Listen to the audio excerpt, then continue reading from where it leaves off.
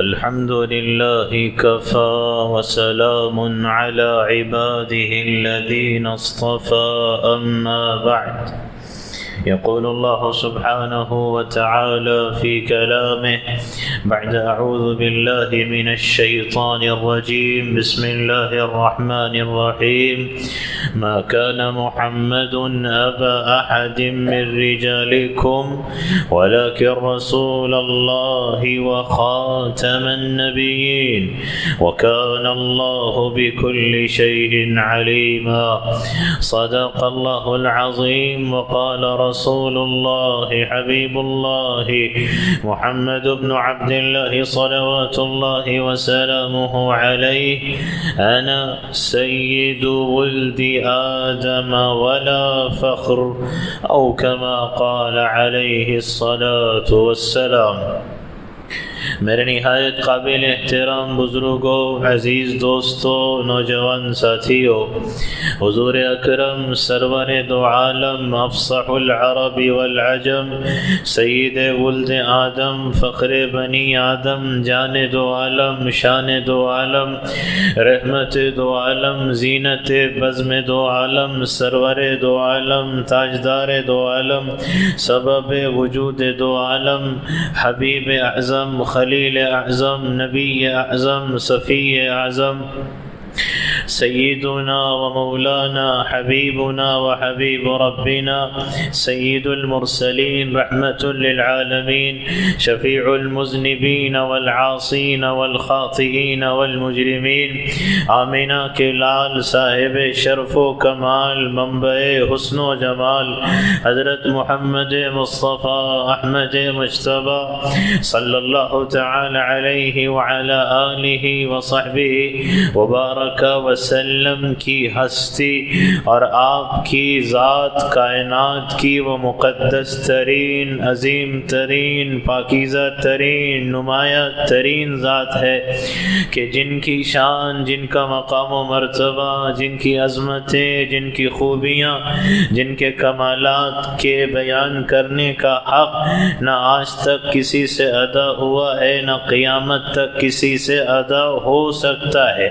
ایمان والوں کا یہ عقیدہ ہے، یہ ایمان ہے کہ بعد از خدا بزرگ توئی قصہ مختصر کہ خلاصہ یہ ہے کہ کائنات میں اگر رب العالمین کے بعد کسی کا درجہ ہے مقام ہے مرتبہ ہے تو وہ رحمت للعالمین محمد الرسول اللہ صلی اللہ علیہ وسلم کا مقام و مرتبہ ہے۔ اس ماہ مبارک میں اس ماہ مقدس میں خصوصیت کے ساتھ آقا کی عظمتوں کے آقا کی میلاد کے آقا کی سیرت کے جلسے منعقد کیے جاتے ہیں، پروگرام طے پاتے ہیں، اس لیے کہ ماہ ربیع الاول آقا کی ولادت کا بھی مہینہ ہے، آقا کی ہجرت کا بھی مہینہ ہے، آقا کی وفات کا بھی مہینہ ہے۔ ہجرت سے مشہور اور معروف محرم الحرام ہے، وہ اس لیے کہ تیاری ہجرت مدینہ کی محرم سے شروع ہو چکی تھی، اس لیے محرم کو ہجری تاریخ کا آغاز اسلامی کیلنڈر کی ابتدا کہا جاتا ہے، ورنہ سفر ہجرت کا ربیع الاول میں ہوا ہے، تو اس اعتبار سے ولادت بھی ربیع الاول میں، ہجرت بھی ربیع الاول میں اور وفات بھی ربیع الاول میں۔ یہاں میں ہجرت پہ تو نہیں جاؤں گا اس لیے کہ ہجرت ایک مستقل واقعہ ہے، مستقل تفصیل ہے اور محرم الحرام میں اس کا تذکرہ آتا رہتا ہے، خطبوں میں ممبروں اور محراب سے اس کے تذکرے ہوتے رہتے ہیں۔ یہ مہینہ خاص طور سے آقا کی ولادت کا بھی ہے اور وفات کا بھی ہے، تو لہٰذا حضور اکرم صلی اللہ علیہ وسلم کی ولادت کا کچھ تذکرہ کر کے بات کو آگے بڑھانا ہے۔ زیادہ تفصیلی گفتگو بھی مقصود نہیں ہے۔ اللہ نے اپنے نے نبی کے لیے اس بہار والے موسم اور بہار والے مہینے یعنی ماہ ربیع الاول کا آپ کی ولادت اور پیدائش کے لیے انتخاب فرمایا ہے۔ کائنات میں اربوں کھربوں بچے پیدا ہوتے رہے اور قیامت تک ہوتے رہیں گے، مگر یہ وہ نمایاں مولود ہے، وہ عظیم بچہ ہے، وہ عجیب و غریب ہستی ہے جس کی ولادت اس کائنات میں ہوئی، اور جس گھر میں ہوئی، جس خاندان میں ہوئی، جس قوم میں ہوئی، جس قبیلے میں ہوئی، حق تعالی شانوں نے اس قبیلے کا بھی انتخاب کیا ہے، اس خاندان اور قوم کا بھی انتخاب کیا ہے۔ اور جبرائیل امین علیہ السلام آقا کی خدمت میں تشریف لائے، عرض کیا یا رسول اللہ میں نے مشرق کا بھی چکر لگایا ہے، مغرب بھی گھوم کے آیا ہوں، لیکن ایسا خاندان جیسا قریش ہے ویسا کائنات میں کوئی اور نظر نہیں آیا۔ تو اللہ نے انتخاب بھی کائنات کے سب سے بہترین خاندان کا کیا۔ اسی لیے حضور اکرم صلی اللہ علیہ وسلم قرآن کریم کی ایک آیت ہے جس کی تلاوت دو طرح سے ہے، ایک من انفسکم فا پہ پیش کے ساتھ ہے، ایک من انفسکم فا پہ زبر کے ساتھ ہے۔ لقد جاءکم رسول من انفسکم جو ہم پڑھتے ہیں، من انفسکم جو آپ کے موریتانیہ، سوڈان اور صومال اور مراکش، لیبیا، الجزائر جو اس طرف کے افریقن ممالک ہیں وہاں من انفسکم پڑھا جاتا ہے۔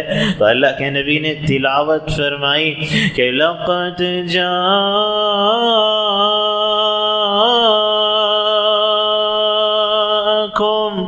رسول من انفسکم، فا پہ زبر کے ساتھ تلاوت کی اور پھر یہ فرمایا۔ اس آیت کے انفس کا مطلب یہ ہے کہ تم ہی میں سے سب سے بہترین خاندان تم ہی میں سے، انفسکم تم ہی میں سے پیدا کیا، انسانوں میں پیدا کیا۔ فا پہ زبر آ گیا تو مطلب من انفسکم تم میں سب سے عالی نسب اور سب سے عالی حسب اور سب سے اونچے خاندان میں پیدا کیا۔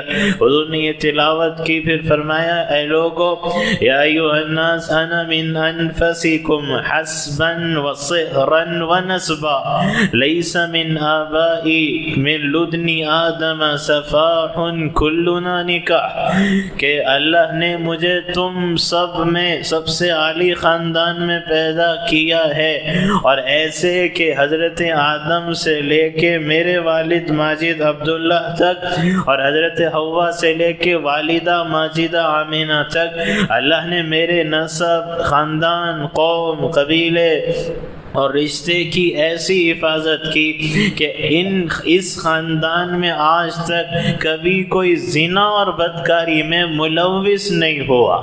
تو اللہ نے ایسے پاکیزہ خاندان میں آپ کو بھیجا ہے جس کا خود آپ تذکرہ فرما رہے ہیں۔ تو خاندان کا انتخاب بھی سب سے اعلیٰ اور سب سے عمدہ خاندان کا انتخاب ہوا، اور پھر اللہ کے نبی کی پیدائش سے چند دن بلکہ کچھ سالوں پہلے ہی سے ایسی علامتیں، بشارتیں، خوشخبریاں اور اشارے ملنے لگے جس سے یہ پتہ چلتا تھا کہ آخر اس خاندان میں، ان پشتوں میں، اس نسل میں اللہ کا کوئی نبی پیدا ہوگا۔ پر داداؤں میں، سکڑ داداؤں میں اس کا تذکرہ چلتا رہتا تھا۔ آپ کے آنے سے پہلے دادا عبد المطلب اس دور میں جبکہ لڑکیوں کو زندہ دفن کیا جاتا ہے، عبد المطلب لڑکیوں کو زندہ دفن کرنے سے منع کرتے ہیں۔ آپ کے آنے سے پہلے آپ کی شریعت کے علامات آپ کے دادا کی زندگی میں نظر آئے۔ وہ لوگ نکاح کرنے میں بھانجی بہن بھی نہیں دیکھا کرتے تھے، عبد المطلب اس سے منع کرتے۔ عرب شراب کے دل دادا تھے، عبد المطلب اس سے منع کیا کرتے تھے۔ ایسی خوبیاں اللہ نے عطا کی، اور ٹھیک آپ کی ولادت سے 55 دن پہلے وہ عظیم الشان واقعہ حادثہ رونما ہوا ہے جس کا تذکرہ حق تعالی شانہ نے خود قرآن کریم کے سورۃ الفیل میں فرمایا۔ ہاتھی کے لشکر کا واقعہ عین 55 دن پہلے پیش آیا۔ اللہ نے کس طرح ابابیل پرندوں کی فوج لشکر بھیجا اور ہاتھی والے ابرہہ کے لشکر کو، جبکہ وہ آسمانی مذہب کا ماننے والا عیسائی ہے اور جن کی حفاظت ہو رہی ہے بت پرست مشرک ہے، لیکن اللہ نے ان کے مقابلے ان کی مدد کی، یہ بتانے کے لیے اللہ تمہاری حفاظت اس لیے کر رہا ہے کہ تمہاری پشت اور نسل میں اللہ کا نبی پیدا ہونے والا ہے۔ تو اللہ کی طرف سے غیبی مددیں تمہارے شامل حال اب سے ہے، جو اشارہ تھا، جو علامت تھی، جو خوشخبری اور بشارت تھی کہ اللہ کے نبی پیدا ہونے والے ہیں تمہارے اس خاندان کے اندر، یہاں تک کہ حضرت آمینہ عبداللہ آپ کے والد ماجد عبداللہ کا انتقال تو 18 سال کی عمر میں ہو گیا۔ جب ملک شام سفر پہ گئے 18 سال کی عمر میں والد ماجد کا انتقال ہوا، حالت حمل میں آمینہ ہے اور اسی حالت میں والد ماجد کا انتقال ہوا ہے، اور آپ جب دنیا میں تشریف لائے تو آپ کے والد ماجد زندہ نہیں ہے۔ حالت حمل تو دنیا میں کروڑوں عورتوں کو ہوتا ہے، لیکن یہ نمایاں بچہ ہے، یہ عجیب و غریب بچہ ہے کہ آمینہ یہ کہتی ہیں کہ پورے 9 مہینے کے حمل میں 9 پل بھی مجھے تکلیف نہ ہوئی۔ تو اللہ نے تکلیف سے، درد سے بچایا، حفاظت کی ہے، ورنہ تو حاملہ خاتون کی تو یہ کیفیت ہوتی ہے کہ اس کا ہر پل گزارنا مشکل ہوتا ہے، لیکن 9 مہینے کے 9 پل میں بھی کوئی تکلیف نہیں دیکھی ہے۔ اس طرح 9 مہینے کا حمل اور پھر مکمل 9 مہینے کے حمل کے بعد آمینہ کہتی ہیں بچہ جننے کی تکلیف الگ ہوتی ہے، اس لیے ماں کا درجہ مرتبہ باپ سے بڑھایا ہے۔ حمل کی تکلیف، بچہ جننے کی، درد ذہ کی تکلیف، آمینہ کہتی ہیں وہ تکلیف بھی نہیں ہوئی، یہاں تک کہ جب پورے 9 مہینے گزرے اور ربیع الاول کا مہینہ آیا ہے اور دن پیر کا ہے، وقت صبح 4:20 کا اندازہ ہے۔ یہ اندازہ ہے کہ صبح صادق میں اس وقت 4:20 کا وقت تھا، تاریخ 8 یا 9 یہ زیادہ صحیح ہے، مشہور اور معروف 12 ربیع الاول ہے۔ ان تاریخوں میں کسی تاریخ میں لیکن دن میں اختلاف نہیں کہ دن پیر کا تھا، وقت صبح صادق کا تھا، اندازہ وقت کا 4:20 کا ہے، اور یہ 4:20 پر وہ بچہ آمینہ کی گود میں پیدا ہوتا ہے کہ جس بچے کے حمل میں آمینہ کو 9 مہینے کسی قسم کی ادنا اور معمولی سی بھی تکلیف نہیں ہوئی، اور جب حضور اکرم صلی اللہ علیہ وسلم کی ولادت ہوئی صبح 4:20 پیر کے دن جس وقت ولادت ہوئی ہے، تو آمینہ ماں ہے دایا شفا بنت عمر یا شفا بنت اسد، عبد الرحمن بن عوف رضی اللہ عنہ کی والدہ ہیں شفا بنت اسد، جو حضور کی دایا ہیں۔ آج کے دور میں گائناکولوجسٹ آپ کہہ لیجیے، آج کی زبان میں حضور کی دایا گائناکولوجسٹ شفا بنت عمر حیران اور پریشان ہے، بچہ ہے اس کو جنا گیا ہے، لیکن جیسی اس کو جنا ہے جو بچہ پیدا ہوتا ہے گندگی میں لطف ہوتا ہے، ماں کی آنکھ سے ناف ملی ہوتی ہے، ختنہ کیا ہوا نہیں ہوتا، منہ تک میں گندگی ہوتی ہے، لیکن یہ عجیب بچہ پیدا ہوا ہے کہ ایسا لگتا ہے جیسا نہلایا ہوا، دھلایا ہوا، غسل کرایا ہوا، کسی قسم کی گندگی نہیں، ناف پہلے سے کٹی ہوئی اور ختنہ کیے ہوئے آپ پیدا ہوئے، ختنہ کیے ہوئے، ناف کٹی ہوئی، کوئی گندگی نہیں، کوئی آلائش نہیں، بچہ پیدا ہوتا ہے تو پہلا کام اس کا رونا، روئے تو پتہ چلے کہ ہاں صحت مند ہے، نہ روئے تو کیسے پتہ چلے کہ بچے میں زندگی ہے یا مر کے پیدا ہوا ہے۔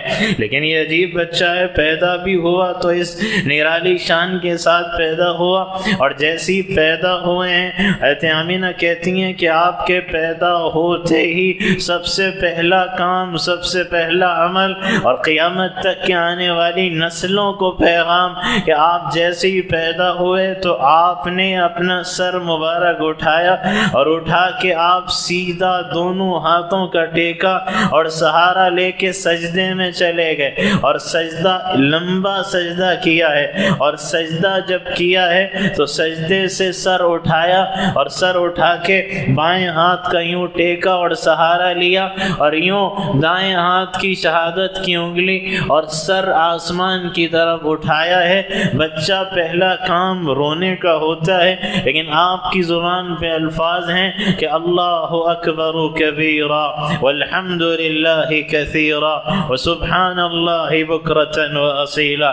تو یہ پیغام دیا آتے ہی کہ تمہارا نبی سب سے پہلا پیغام رب کی بارگاہ میں جھکنا اور در در کی ٹھوکریں کھانے کے بجائے ایک ہی در پہ پڑے رہنا، اسی کے بارگاہ میں سجدہ کرنا اور نمازوں کا اہتمام کرنا، یہ پہلا پیغام دیا ہے۔ اور پھر اللہ کی بڑائی بیان کی، اللہ اکبر و کبیرہ کے ذریعے اور الحمدللہ کثیرہ کے ذریعے یہ بتایا کہ کائنات میں تم کسی کی بھی تعریف کر لو لیکن حقیقت میں وہ رب العالمین کی تعریف ہے۔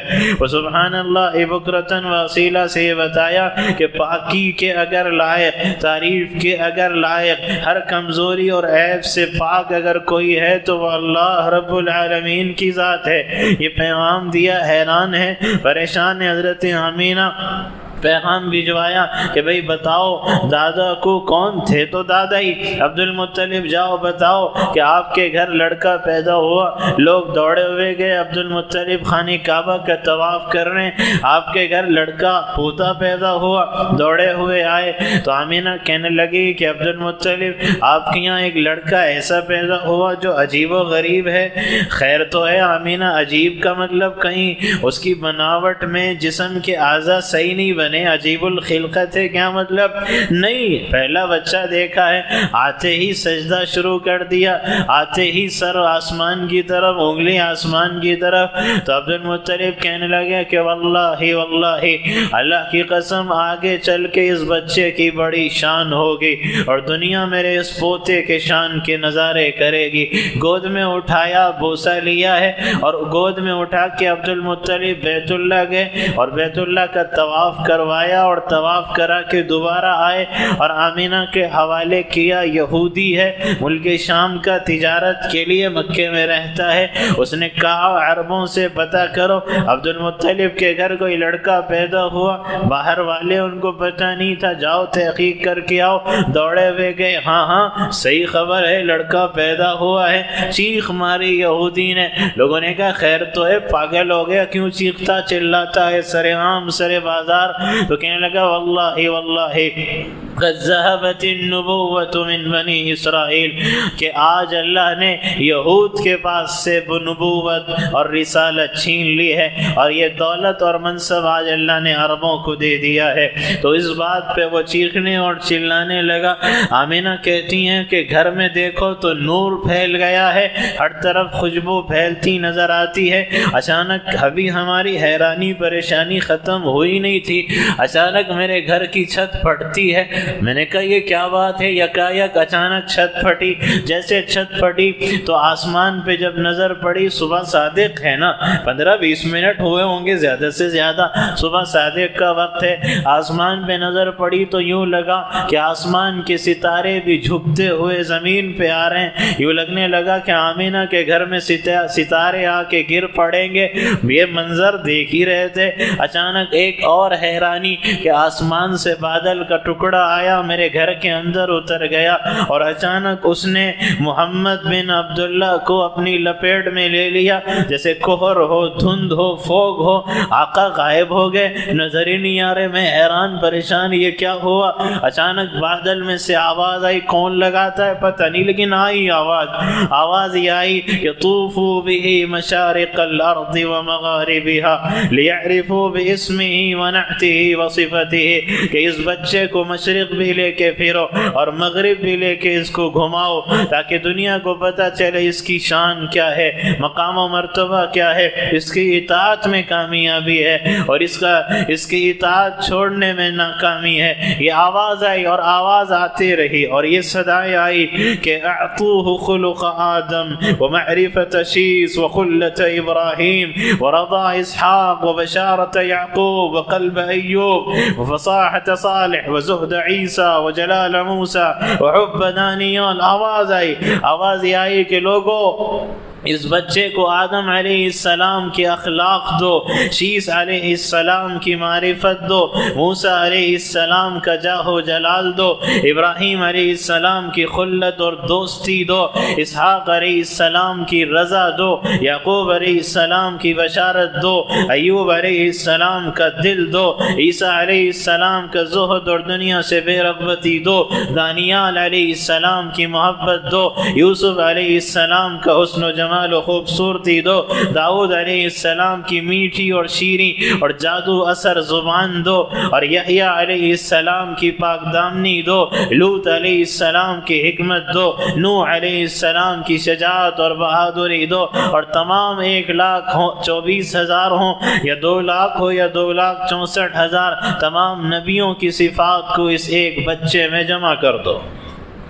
یہ وہ نبی ہے کہ تمام انبیاء کی صفات اس ایک میں جمع ہیں، تو ان کی خوبیاں، ان کی تعریف کا حق ہم کیسے ادا کر سکتے ہیں؟ لیکن یہ آواز آئی، یہ صدائیں بلند ہوئی ہیں، اور پھر آمینہ نے یہ منظر بھی دیکھا۔ کہتی ہیں کہ جب بادل غائب ہوا تو بادل میں سے ایک چمک نکلی، ایک روشنی چاروں طرف پھیلی، تو مجھے اس روشنی میں سے ملک شام کے محلات دکھائی دینے لگے۔ یہ ملک شام کے محلات پیدا ہوتی اللہ نے والدہ کو دکھا کے یہ بتایا ہے کہ یہ جو بچہ ہے نا، یہ آگے چل کے ملک شام کا فاتح بنے گا۔ اللہ ملک شام کے محلات اس کے قدموں کی ٹھوکروں میں لا کے ڈال دے گا۔ ادھر یہ پیدا مکے میں ہوتے ہیں، جس مکان میں ہوئے شعب بنی ہاشم، شعب ابی طالب گھاٹی تھی، جس کے بارے میں آج مشہور و معروف ہے کہ جہاں آج لائبریری اور مکتب بنا ہوا ہے، جس کو مولد النبی صلی اللہ علیہ وسلم کہا جاتا ہے، جہاں آقا کی پیدائش ہوئی وہاں آج لائبریری بنا دی گئی۔ یہی مشہور اور معروف ہے کہ وہ آقا کی ولادت کا مکان ہے، تو وہاں آپ کی ولادت مکہ مکرمہ میں ہے۔ لیکن عجیب بات یہ ہے کہ کائنات کے نقشے میں تبدیلی آنے لگی ہے، اور تبدیلی ایسی ہے کہ ایران کا بادشاہ ہے، پرشین امپائر کا کسرا، اپنے محل میں تخت سلطنت پہ بیٹھا ہے، اچانک پرشین امپائر کسرا کے محل میں زلزلہ آنے لگا۔ زلزلہ جیسی آیا تو وہ محل میں سونے کے کنگرے بنے ہوئے تھے دیواروں میں، تو 14 کنگرے ٹوٹ کے زمین پہ گر گئے۔ ایک منظر یہ، اور دوسرا یہ پتہ چلا کہ کسرا تمہارے یہاں جتنے چشمے تھے، پانی کے دریا تھے، وہ سارے سوکھ چکے ہیں، سارے خشک ہو گئے، اور وہ 1000 سال سے ایرانی آگ کے پجاری تھے، آگ جلاتے تھے، بجھنے ہی نہیں دیتے، عود، بخور، لوبان، قیمتی لکڑیوں سے جلاتے کہ بجھے نہ۔ 1000 سال کے بعد اچانک وہ آگ تمہاری بجھ گئی ہے۔ گورنر آتا ہے، موبزان کہتا ہے میں نے خواب دیکھا ہے کہ سخت قسم کے اونٹ عربی گھوڑوں کو کھینچ کے لے جا رہے ہیں، جو عراق کے دریائے دجلہ سے پار ہو کے دنیا کے تمام ملکوں میں پھیل گئے۔ کسرا کی نیند حرام ہو گئی، اٹھا سارے درباریوں کو جمع کیا کہ کروں تو کیا کروں، کہ خواب کی تعبیر دینے والے سے پوچھ لو، کوئی جہاں دیدہ دنیا کو دیکھنے والے عالم سے پوچھ لو۔ عبد المسیح غسانی بڑا عیسائیوں کا عالم تھا، وہ لایا کسرا نے کہ کیا ہو رہا ہے، کیوں ہو رہا ہے، تعبیر دو۔ میں نہیں جانتا، میرا ماموں سطیع ملک شام میں رہتا، اس کو پتا ہوگا، کہ دوڑو یہاں سے، تیز رفتار سواری لو، جاؤ اس سے خبر لے کے آؤ، تعبیر پوچھ کے آؤ۔ دوڑ کے گیا ملک شام، عبد المسیح پہنچا ہے، جب پہنچا تو اس کا ماموں نزع کی حالت میں ہے، مرنے کے قریب ہے، آخری سانسیں اور آخری دھڑکنیں ہیں۔ تو اس نے آواز دی اماموں کو، عبد المسیح نے آواز دی تو آنکھ کھولی، اس نے کہا اچھا آ گئے عبد المسیح، مجھے پتہ ہے تم کیوں آئے ہو، تم اس لیے آئے ہو کہ کسریٰ کے محل میں زلزلہ برپا ہو گیا ہے، اور تم اس لیے آئے ہو کہ کسریٰ کے محل کے دیوار کے 14 کنگرے گر گئے ہیں، اور تم اس لیے آئے ہو کہ دریائے ساوا بھی خشک ہو گیا ہے، اور تم اس لیے آئے ہو کہ تمہاری آگ بھی بجھ گئی ہے۔ سن لے عبد المسیح، اور جا کے بتا دے کسریٰ کو کہ جب عصا والے نبی ظاہر ہو جائیں اور جب کلام الہی کی تلاوت کثرت سے ہونے لگے تو سمجھ لو کہ سقی کے لیے شام نہ رہے گا، اور اب کسریٰ کے خاندان میں صرف 14 لوگ بادشاہت کر سکیں گے، اس سے آگے بادشاہت اسی بچے کی ہوگی جس کو آج اللہ نے پیدا کیا ہے۔ جاؤ پیغام سنا دو کسریٰ کو۔ گیا عبد المسیح، یہ خبر ہے، یہ تعبیر ہے، کہاں یہ تعبیر، 14 بادشاہتیں، اڑے بڑا لمبا زمانہ چاہیے، 1000 سال تو اندازہ کر لو، تو کہا 14، لیکن اللہ نے 14 سلطنتوں میں 10 سلطنتیں تو اللہ نے 4 سال میں ختم کر دی، بچی 4 تھی، حضرت عثمان کے دور میں وہ بھی ختم ہو گئی، اور سارا علاقہ اسلام کے زیر نگیں آیا ہے، اور مسلمانوں نے فتح کا جھنڈا وہاں پہ گاڑا ہے۔ تو یہ ابھی بچہ پیدا ہوا، بت خانوں سے اور بت قدوں سے آوازیں آئی ہے، اور وہاں سے ترانے بلند ہوئے ہیں، اور وہاں سے بھی صدائیں آئی ہیں، لا الہ الا اللہ کی صدائیں بلند ہونے لگی ہے۔ یہ وہ بچہ پیدا ہوا جو دیکھتا ہے رش کرتا ہے، جو بھی گود میں اٹھاتا ہے، ایسا حسن، ایسا جمال، ایسی خوبصورتی، ایسا جاہ و جلال، ایسا روب، ایسا دبدبہ، ایسی ہیبت، ایسا وقار، ایسی عظمت، ایسا جاہ و جلال ہم نے تو آج تک کسی کا دیکھا نہیں۔ چلے ہجرت کا ایک واقعہ ساتھ میں سنا دیں، اللہ کے نبی کا حسن و جمال بھی سامنے آ جائے گا۔ حضور اکرم صلی اللہ علیہ وسلم، ابوبکر صدیق رضی اللہ عنہ، عامر بن فہیرہ رضی اللہ عنہ، تینوں چلے، ہجرت کا سفر ہے، تھک گئے، بھوک و پیاس سے بے تاب و بے قرار ہے، سامنے خیمہ ہے، بوڑھیا بیٹھی ہے، قریب گئے، مریل سی بکری ہے، کہا بڑھیا کس کی ہے بکری؟ میری ہے، کہا دودھ نکال لو، دودھ، مریل بکری، قطرے کا نام و نشان نہیں، اجازت دے دو تو کچھ کوشش کر لیتے ہیں۔ عجیب انسان ہے، میں کہتی ہوں ہے نہیں، پھر بھی کہتا ہے کوشش کر لوں گا، کوئی بات نہیں۔ حضور اکرم صلی اللہ علیہ وسلم بکری کے قریب گئے، دستے مبارک تھنوں پہ پھیرا ہے، ہاتھ پھیرنا تھا کہ سارے تھن دودھ سے بھر آئے ہیں، اور برتن سارا دودھ سے بھر لیا، خود بھی پیا، ابوبکر و عامر بن فہیرہ رضی اللہ عنہما کو پلایا، دوبارہ تھنوں سے نچوڑا، قوم معبد تو بھی پی لینا، شوہر گئے تھے کہیں کام سے، وہ آئے تو ان کو بھی پلا دینا۔ تو ام معبد کے لیے بڑا عجیب واقعہ ہے، پہلی بار انہوں نے دیکھا ہے، اجنبی ہیں حضور ان کے لیے، لیکن جس نظر سے دیکھا ہے اور جس غور سے مطالعہ کیا ہے، واقعی اس بڑھیا نے حق ادا کیا ہے۔ کہ حضور تشریف لے گئے، شام کو ابو معبد آئے، کہا دودھ بکری میں، تھنوں میں، برتنوں میں، یہ کہاں سے آیا؟ دودھ کہاں سے آ گیا؟ کہا آیا تھا ایک جوان، ساتھ میں 2 آدمی اور بھی تھے، تو کیا کیا اس نے؟ کہا میں کہہ رہی ہوں نہیں آئے گا، وہ کہہ رہے کہ دے دو اجازت، کوشش کر لو، ہاتھ رکھے، سارے تن دودھ سے بھر گئے اور برتن بھی بھر گئے۔ کہا ان عتیلی یا ام معبد، بتاؤ تو صحیح وہ جوان کیسا جوان تھا؟ یہ اتنا کافی نہیں ہے کہ بھئی آیا تو کیسا تھا، کیسا تھا کا مطلب دیکھنے میں کیسا تھا، ذرا مجھے یہ بتاؤ۔ تو قربان جائیں ام معبد پہ، قربان جائیں ام معبد پہ۔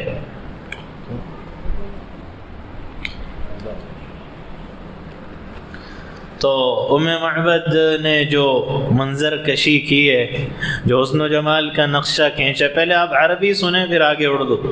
ام معبد کہنے لگی کہ جیسے شوہر نے کہا ان عتیلی، بتاؤ کیسا تھا دیکھنے میں؟ تو ام معبد کہنے لگی کہ رأیت رجلا ظاہر الوضاء ابلج الوجه حسن الخلق لم تعبه سجلا ولم تضري به سعلا في صوته سهل في أشفاره وطف في عينيه دعج إن تكلم علاه البهاء وإن صمت علاه الوقار وسيم قصيم يتلألأ وجهه تلألؤ القمر ليلة البدر وَكَأَنَّهُ غَزْرَاتُ نَظْمٍ يَنْحَدِرْ. یہ بیان کر رہی آقا کا اولیاء. تو خیر خلاصہ یہ ہے کہ میں کیا بتاؤں، ابو معبد وہ ایسا جوان تھا، اس کو دیکھو تو یوں لگتا تھا کہ جیسے 14ویں رات کا چاند کپڑے پہن کے زمین پہ اتر آیا ہو. اللہ نے ایسا حسن و جمال اس کو دیا تھا. اس کی آنکھوں میں چمک تھی، اس کی آواز میں جادو تھا، نغمہ تھا، روب تھا، کشش تھی، اور اس کے ہونٹ تراشیدہ خوبصورت ہونٹ تھے. اور وہ جوان جب بات کرتا تھا تو لوگوں پہ روب اور ہیبت چھا جاتی تھی، اور جب وہ خاموش رہتا تھا کسی کی ہمت نہیں ہوتی تھی کہ آگے بڑھ کے اس سے بات کرے. خوبصورت ایسا کہ وسیم بھی تھا اور قسیم بھی تھا، یعنی دونوں بھی خوبصورت ہیں، لیکن وسیم اور قسیم کا مطلب ایسی خوبصورتی دنیا کے سارے حسن و جمال کو جمع کر لے کتنی دیر دیکھیں گے آپ؟ چند منٹ، چند گھنٹے. اس سے آگے جی اکتا جائے گا. بھئی کتنا، وہی تو ہے، کوئی نئی چیز تو نہیں ہے. اور کسی کا حسن آنکھ کا، کسی کا ناک کا، کسی کا چہرے کا، تو کوئی حسین و جمیل آدھے یا کسی عضو کے اعتبار سے، لیکن وسیم اور قسیم وہ ایسا حسین جوان تھا کہ جہاں سے دیکھو وہاں سے حسین نظر آتا تھا، اور اس کو دیکھو تو جی بھرتا نہیں تھا، ہر نظر میں یہ چاہتا تھا کہ اور دیکھو اور دیکھو اور اس میں نظر ڈالو. ایسا حسین، ایسا جمیل نوجوان تھا. ساتھ میں اور حدیثیں ملا لیتے جائیں. آقا کا حلیہ بھی میں کچھ بیان کروں پھر آگے بڑھوں. تو آقا کا حلیہ ہند بن ابی حالہ رضی اللہ عنہ نے اور تفصیل سے بیان کیا ہے. ام معبد نے بھی بیان کیا کہ فی لحیتی کساسا، داڑھی آپ کی گھنی تھی، آواز میں جادو تھا، آنکھوں میں سورج کی چمک تھی، چال ایسی، رفتار ایسی، گفتار ایسی، کردار ایسا. اور مزید حدیثیں آپ ملا لیں. اللہ کے نبی کا حلیہ، قربان جائیں صحابہ نبی پہ قربان، ہم صحابہ پہ قربان. آقا کی ایک ایک ادا محفوظ کی، صورت محفوظ کی، سیرت محفوظ کی، رفتار بھی بتائی، گفتار بھی بتایا، کردار بھی بتایا، حلیہ بھی بتایا، رونے کا انداز بھی بتایا، مسکرانے کا انداز بھی بتایا، چلنے کا انداز بھی بتایا، بولنے کا انداز بھی بتایا، دیکھنے کا انداز بھی بتایا، توجہ کرنے کا انداز بھی بتایا، اشارہ کرنے کا انداز بھی بتایا، سننے کا انداز بھی بتایا، بیٹھنے کا انداز بھی بتایا، کھڑے ہونے کا انداز بھی بتایا، کنگھی کرنے کا انداز بھی بتایا، تیل لگانے کا انداز بھی بتایا، سرما لگانے کا انداز بھی بتایا ہے. کیا کچھ نہیں چھوڑا، صحابہ سب بتا کے چلے گئے. آقا کا حلیہ عظیم الہامہ. سر مبارک سے شروع کریں. اللہ کے نبی کا سر مبارک گول تھا، بڑا تھا، بڑا گول، معتدل، بڑا اتنا کہ معتدل، بڑا زیادہ بڑا نہیں، زیادہ چھوٹا نہیں، گولائی میں بڑا سر، خوبصورت نظر آتا یہ سر مبارک. اچھا سر کے بالوں کا بھی ذکر ہے. بال کیسے تھے؟ رجیل الشعر، بال ہموار سیدھے، کچھ ہلکے ہلکے گھنگریالے، سیدھے تھے، کچھ ہلکے ہلکے گھنگریالے تھے. اچھا کنگھی کیسے کرتے تھے؟ ان انفرقت عقیقۃ الا فلا، سیدھی مانگ نکل جاتی آسانی سے نکال لیتے، نہ نکلتی تو تکلیف نہیں فرماتے. تو یہ آقا کے کنگھی کرنے کا انداز. آپ کے بال مبارک کہاں تک ہوتے تھے اس کا بھی ذکر ہے، یعنی بال کی لمبائی بھی کتنی تھی. یجاوز شعرہ شحمۃ اذنی، اکثر کان کی لو تک آپ کے بال، اکثر عموماً عادتاً مستقلا، کبھی کبھی لما جمع وفرا، کبھی کان کی لو تک، کبھی کان کی نو سے نیچے تک، کبھی کبھی کاندھے تک بھی ہوئے ہیں، لیکن اکثر کان کی لو تک آپ کے بال مبارک تھے.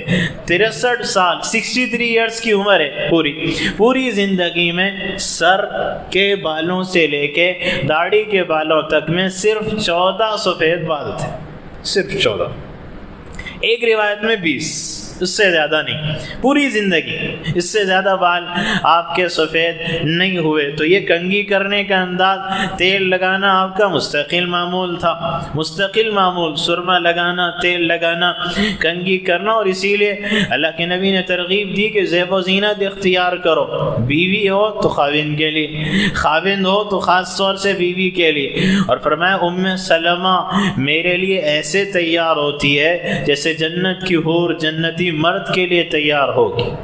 اور پھر فرمایا کہ بنی اسرائیل میں زنا اس لیے پھیلا کہ خاوند نے بیوی کے لیے، بیوی نے خاوند کے لیے زیب و زینت اختیار کرنا چھوڑ دیا، تو زنا پھیلے گا اور کیا ہوگا جب حلال رشتے کے ساتھ زیب و زینت نہیں۔ اور اللہ کے نبی کا فرمان ہے ان اللہ جمیل یحب الجمال، اللہ جمیل ہے، جمال کو پسند کرتا ہے۔ ان اللہ یحب ان یرا اثر نعمته علی عبدی، اللہ نے اگر تمہیں نعمتیں دی ہے تو اللہ تم پہ وہ نعمتیں دیکھنا بھی چاہتا ہے۔ رکھا بہت کچھ ہے، پھٹے پرانے میلے کچیلے پہن کے آگے، حالت ڈال کے آگے، بال کا پتہ نہیں، کپڑوں کا پتہ نہیں، کنگھی کیے نہیں کیے، غسل کیے نہیں کیے، بس دیندار ہے جناب، صوفی صاحب ہے یہ۔ کیسا تمہارا تصوف ہے، کیسی دینداری ہے، آقا کی زندگی ایک طرف، تمہاری زندگی ایک طرف۔ تو آقا کے تیل لگانے کا مستقل معمول، کنگھی کا مستقل معمول، اور خوشبو لگانا تو یہ تو آپ کی پسندیدہ چیز تھی، خوشبو لگانا تو آپ کو سب سے زیادہ پسندیدہ۔ تو یہ بال مبارک کا انداز، بال کیسے ہے اس کا تذکرہ موجود۔ اور پھر بال سے نیچے آئے، سر سے پیشانی مبارک کیسی، واسع الجبین، چوڑی پیشانی، چوڑی پیشانی خوبصورتی کی نشانی ہے، تو چوڑی پیشانی تھی۔ اچھا پیشانی سے نیچے آئے یہ بھویں، بھویں کیسی تھی، ازج الحواجب من غیر قرن، بھویں آقا کی بڑی بھویں، لمبی بھویں اور گولائی میں بھویں، خوبصورت بھویں۔ یہاں بال نہیں تھے درمیان میں، یہاں درمیان میں بال نہیں تھے، البتہ یہاں ایک رگ تو ہوتی ہے، لیکن بینہما عرق یدرہ الغضب، جب حضور کو غصہ آتا تھا تو آقا غصہ پی جاتے تھے، تو برداشت کرتے ہوئے یہاں ایک رگ پھڑکتی تھی جو علامت تھی کہ آپ غصے کو پی رہے، تو یہاں ایک رگ ہوتی تھی۔ اور پھر آقا کی پلکیں کیسی تھی، لمبی دراز اللہ کے نبی علیہ السلام کی پلکیں۔ اور پھر حضور کی آنکھیں مبارک کیسی، 7 الفاظ ہیں صرف آنکھوں کے بارے میں، اشکل، انجل، ابرج، اہدب، اکحل، احور، اور اس کے ساتھ اہدب، 7 الفاظ ہیں کہ حضور کی آنکھ کیسی تھی۔ خلاصہ یہ کہ رب العالمین نے کائنات میں ایسی حسین آنکھ کسی کو نہیں دی جو اپنے نبی کو عطا فرمائی ہے۔ لمبی آنکھ، موٹی آنکھ، گول آنکھ، خوبصورت آنکھ، جن آنکھوں میں سورج کی چمک تھی، چاند کا حسن تھا، اور پتلی سیاہ، جو پتلی ہے سیاہی سیاہ، سفیدی سفید تھی، آنکھوں میں ہلکی ہلکی سرخ دھاریاں تھیں، ہلکی سرخ دھاریاں آپ کی نگاہ مبارک میں۔ دیکھنے کا انداز، آنکھیں اللہ نے دی ہے تو انداز دیکھنے کا، جل نظرہ الملاحظہ، حیا کا یہ عالم تھا کہ اکثر و بیشتر آپ نگاہ بھر کے نہیں دیکھتے تھے، اکثر و بیشتر حیا کا یہ عالم مردوں کے مجمع میں، خواتین میں نہیں ہوتا، یا خواتین کے مجمع، مردوں کے مجمع میں یہ کہ آپ اکثر کن اکھیوں سے دیکھتے تھے، نگاہ بھر کے نہیں دیکھتے تھے، اکثر آپ کا یہ معمول تھا۔ اور صحابہ تو یہ فرماتے ہیں کہ اللہ کے نبی علیہ السلام دنیا سے تشریف لے گئے تو بعد میں آنے والے پوچھتے کہ آقا کا حلیہ بیان کرو، تو ایک بڑا مجمع وہ تھا کہ جن کی رو رو کے چیخیں نکل جاتی، بدن کانپتا تھا۔ کیا بات ہے، کہتے تھے کہ زندگی بھر آقا کو جی بھر کے دیکھنے کا موقع ہی نہیں ملا، اگر آقا کی نگاہ ہم پہ پڑتی تو کسی میں ہمت نہ ہوتی کہ آپ کو دیکھ سکے۔ آقا ایک طرف دیکھتے تو دبی نگاہوں سے دیکھ لیتے، ورنہ ہمت نہیں تھی۔ ہاں اگر ہمت تھی تو ابو بکر عمر کی تھی کہ وہ آپ کو جی بھر کے دیکھ سکتے تھے، ورنہ کسی اور کی ہمت نہیں۔ تو یہ آپ کے دیکھنے کا انداز۔ آپ کی ناک مبارک کیسی تھی، اقن العرنین، لہو نور یعلو، ناک مبارک کیسی تھی؟ یہاں سامنے سے باریک، یہاں سے باریک، یہاں سے اٹھی ہوئی، یہاں سے باریک، یہاں سے اٹھی. لہو نور یعلو، تو یہاں سے ایک نور نکلتا ہوا محسوس ہوتا تھا. آپ کی ناک مبارک سے ایک نور نکلتا ہوا محسوس ہوتا. اور رخسار مبارک کیسے تھے؟ رخسار مبارک، گال مبارک سہل الخدین. سہل الخدین کا مطلب نہ پچکے ہوئے نہ ابھرے ہوئے. پچکیں گے تو کمزوری، زیادہ ابھریں گے تو چربی، تو نہ پچکے ہوئے نہ ابھرے ہوئے ہموار آپ کے رخسار مبارک. آپ کے ہونٹ مبارک کیسے تھے؟ ضلیع الفم.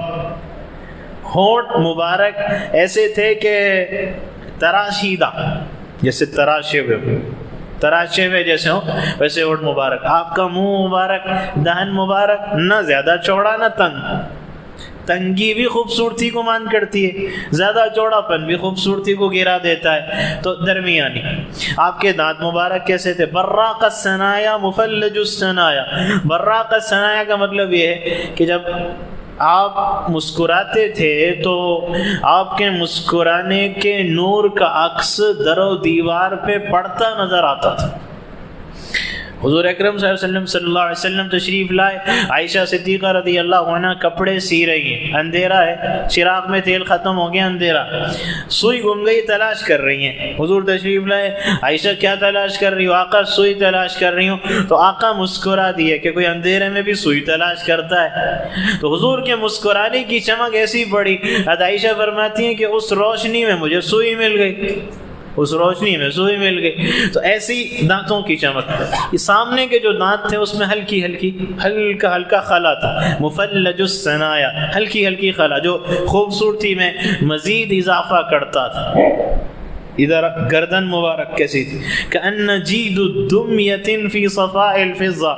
گردن مبارک ایسے جیسے سراہی ہوتی ہے نا، سراہی پانی کی، ویسے گھڑ کے بنایا ہو جیسے، ایسے تو جیسے، اور ایسے چمکتی دکھائی دیتی تھی جیسے چاندی کی سفیدی. ایسے گردن مبارک چمکتی دکھائی دیتی تھی اور سراہی کی طرح جیسے گھڑی ہوئی ہو.